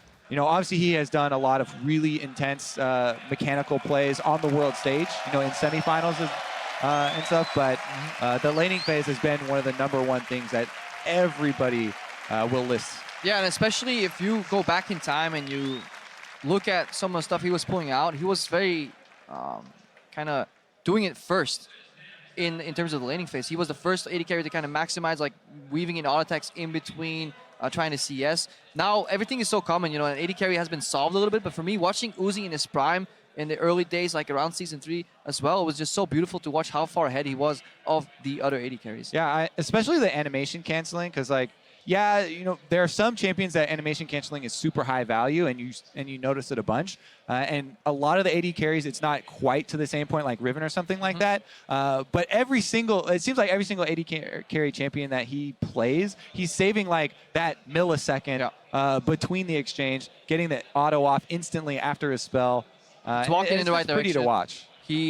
He would always play, like have good wall tumbles on Vayne, for example, to just get the Q out a little bit sooner. It's just so satisfying to watch your player kind of solve how you need to play a champion, and then other people could follow up. He wasn't the only one in the time, but he's definitely a legacy player for me. Yeah, I mean, if the Hall of Fame, you know, does get built for League of Legends, I think he's right next to Kobe. He's got there will be Uzi right there, but that's enough for us, guys. Let's send it down to the stage to Dash, who's on stage with our champion. Thank you very much. That's right. I'm here with Uzi, the champion of the 1v1 tournament. So first off, congratulations on that. My first question has to be, how does it feel to be able to call yourself the king of the 1v1? 所以首先恭喜你获得这全明星，然后单挑赛的冠军。然后想问一下，你现在终于有资格说你是单挑的冠军了，你有什么想说的？我非常开心，因为能够在比赛中拿到一个冠军，是我很长时间没有做到的一个事情了。Well, Uzi haven't been able to win a championship in a long time, so he's very happy that he's finally get a chance to win a title for himself. And you did it in glorious fashion with a 2-0 victory here. Now, I myself, as a host, was pushed to my limits. I'm losing my voice, but my question to you is, were you pushed to your limits as a player? Were you tested in your strength in this 1v1 tournament? 所以他作为这个主持，他撕心裂肺的在吼，然后他也觉得已经到自己的极限了。然后你作为一个选手，你觉得这个比赛有没有把你逼到你的极限？我觉得已经有了，因为我在打的时候已经想了很多的方法去赢比赛，然后真的是非常的艰难吧。It definitely beats to my limit, and he actually put a lot of thoughts into ban picks and how to win the games. And it's very stressful for him, and he's very happy that he won. All right, well, you can walk away confident and happy in the victory. Of course, with this victory, Team Ice also has put a close to the tournament. Team Ice is officially the All-Star champions as a team. So on behalf of your team, is there anything you'd like to say to the audience or the people at home? 所以说，这个单挑赛结束以后呢，冰队作为一个整体已经获得了这个全明星赛的冠军。那么想问一下，你作为冰队的一员，你想代表冰队有什么想说的吗？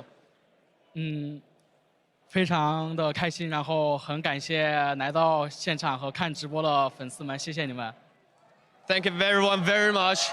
Thank for everyone that's watching online, watching on the stream, and for the fans that come out to the stadium. It's very happy. And I would like to thank everyone. And while Team Ice may have claimed victory here with this 1v1, we still have 3 more games to play. Do you think that because the tournament is over and you've secured victory, that maybe there will be more fun picks, some more crazy things happening in the remaining games of the day? 所以说，既然你们已经赢得了冠军，那么接下来的3场比赛，你是不是可以真正的尽情的去玩一下了，而不用担心胜负了？我会的，然后我也会尽力去赢比赛。Yeah, definitely he'll pick some fun champions, but meanwhile he still wanted to win the games. All right, well, you heard it here. Some more fun picks coming. Ladies and gentlemen, one more time, your 1v1 champion, Uzi.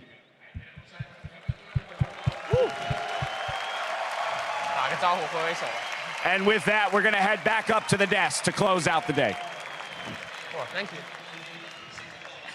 Not yet the day, but at least the 1v1 tournament, a fantastic champion indeed. And I don't think I've ever seen him smile that much ear to ear. He said it himself. That title is still very important, even though it is All-Star and it's not the most serious tournament in the world. You saw that he put his heart and soul into that. Yeah, it just made me smile watching that interview. I mean, Uzi smiling like he was like cold steel on stage. Like he didn't blink. He was just focused on trying to get that win. And as he said, he put so much thought into those picks and bans. The casters were talking about the runes and the masteries. Everything he was doing, he had down to a T. And it was just fantastic to see him play it out.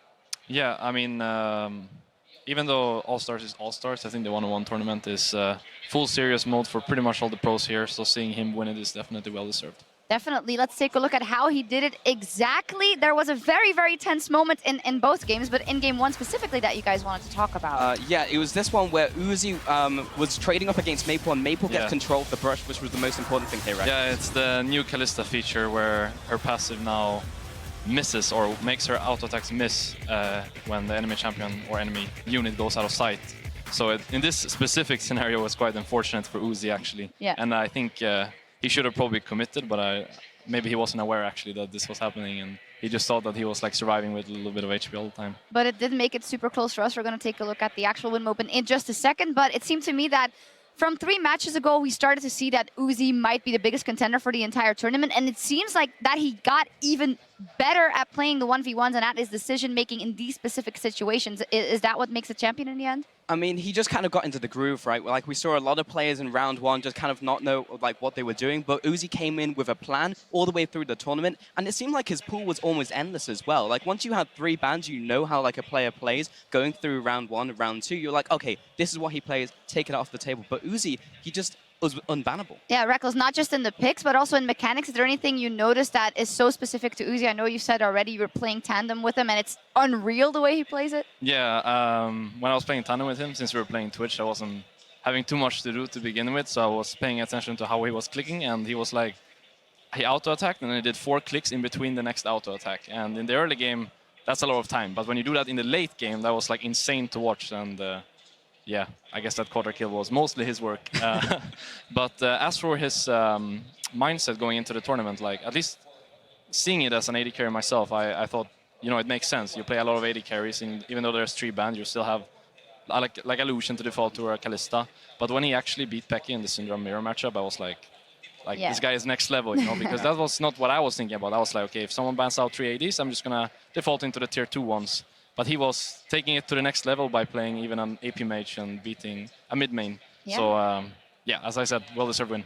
Throwing down the gauntlet and being like, you're not going to beat me with any champion, basically. Yeah. Let's take a look at his road to the championship. For Uzi, he beat 5 people to get here. Of course, most recently, he did beat Xpeke, and then also, I'm getting a little, he beat Levi as well as Mad Life, Optimus, and in the end, Maple, and it's you being the champion, and those are not small names to beat. No, it's not like he had an easy win to the end of the tournament as well. Levi was being touted as like pretty much the best player coming out of the GPL. He had insane mechanics. We saw him in the other game modes, and then he just seemed to know what to do in these 1v1s, but plays against Uzi, and Uzi just makes it look easy. Yeah. I think especially the Queen game against Optimus, I think, when he was playing Jace, well, I was insanely impressed on how perfect he actually just plays the game, you know, like most of the people make 1 or 2 mistakes, which in a 1-on-1 is really detrimental for how the game goes. But Uzi doesn't make these mistakes. You know, he takes it very calm and he plays the all-ins really well. And there's just very few areas where you can punish him. Fantastic champion, and together with that, all the other ICE players that did really well. That means Team ICE already clinched. We are going to say goodbye to you. You are going to play a game as well later as well, the 5v5. But how has the experience been for you in general here at All-Star? I think All-Stars this year was really fun. I mean, it was really fun last year as well, but I think this year was special because it was here in Europe, and playing together with old teammates of mine was something that I didn't think that I would enjoy as much as I did. And yeah, generally just had a great time. And I'm really looking forward to playing with Mata, so I asked him for, I hope no one watches this, that's against me, but I asked him for Kalista Thresh, so I'm hoping he goes through with that. And or he trolls again and locks in double jungle. Yeah, I hope not, but he seemed happy with the idea, so we'll see. Okay, we will see. Thank you very much for joining us. Have fun with Mata later. With that Team ICE, they have clinched the tournament, but it's not over yet. We have 3 mixed Summoner's Rift matches coming up. Will our All-Stars take them seriously, or will our pros unroll the troll? We'll soon find out. Don't touch that browser. Sawadee Cup, I'm Jackie from Fight. here in Barcelona. I'm here to show the pro player what it takes to be a Muay Thai champion. Nice to meet you. Nice to meet you. Nice to meet you. Peter. Nice to meet you. Nice to meet you. 你好，你好。我是 Jackie. I'm Jackie. Paul. Hi, I'm Martin. Hello. Martin, nice to meet you. So, have 3 of you been to Worlds before? Yeah. I'm a League of Legends top laner, and I play over 3,000 games of Darius. Of Darius? Oh, yes. Wow. I mean, I only play Darius. I can't play other champion. But I'm a Muay Thai fighter. Do you have any martial art background? Taekwondo. Taekwondo. Yeah. I tried like one time and it was too hard for me. I stuck to football instead. Yeah. Oh yeah, I saw the documentary about you. Oh really? Oh my God, you're so famous today, I love it. So I'm gonna show you my favorite combos of Muay Thai. When you start, you wanna poke your opponents like with a jab. Hold this. Yeah, I got you. 1, 2, right knee, right knee. That's it, and then another elbow. Yeah, it's like Lee Sin. You do Q, then you do R, and then you do Q again. Okay, so this is like. I'm gonna very need similar. carrots. But it's easier than that. Is that his head? That's my head. I'm dead. I got 8 stitches. This is pretty fun. You kind of give like a high five. Yeah, you hit back a bit. Okay. What's up, bro? Yeah. Just think of double lift. Okay.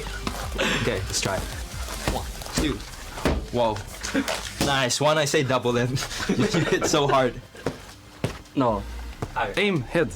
Oh, aim head. Look and okay, so imagine you want to kill him. okay. Okay, so what I want to do is a really simple game. Trying to grab the coins out of my hands. Of course. Oh. Now, come on, try it harder, right? Okay. Maybe you can try. Whoa. The winner is Faker. So I got a gift for you guys. Oh, a gift. It's with your name, Uzi, for Thai boxing shorts. Oh, thank you. This is actually so sick. This is so cool. Thank you so much. I want to come watch you fight sometime. Oh, that's my name on it. Yeah, your name, with your name on it. How did I hold it? That's so sick. That's Oh, it. I got it. The best moment that for you is that I became your fan because I saw you play 1v1 against With Darius? yeah, and also you got a pentakill. Yeah, I was so impressed. So I immediately became your fanboy.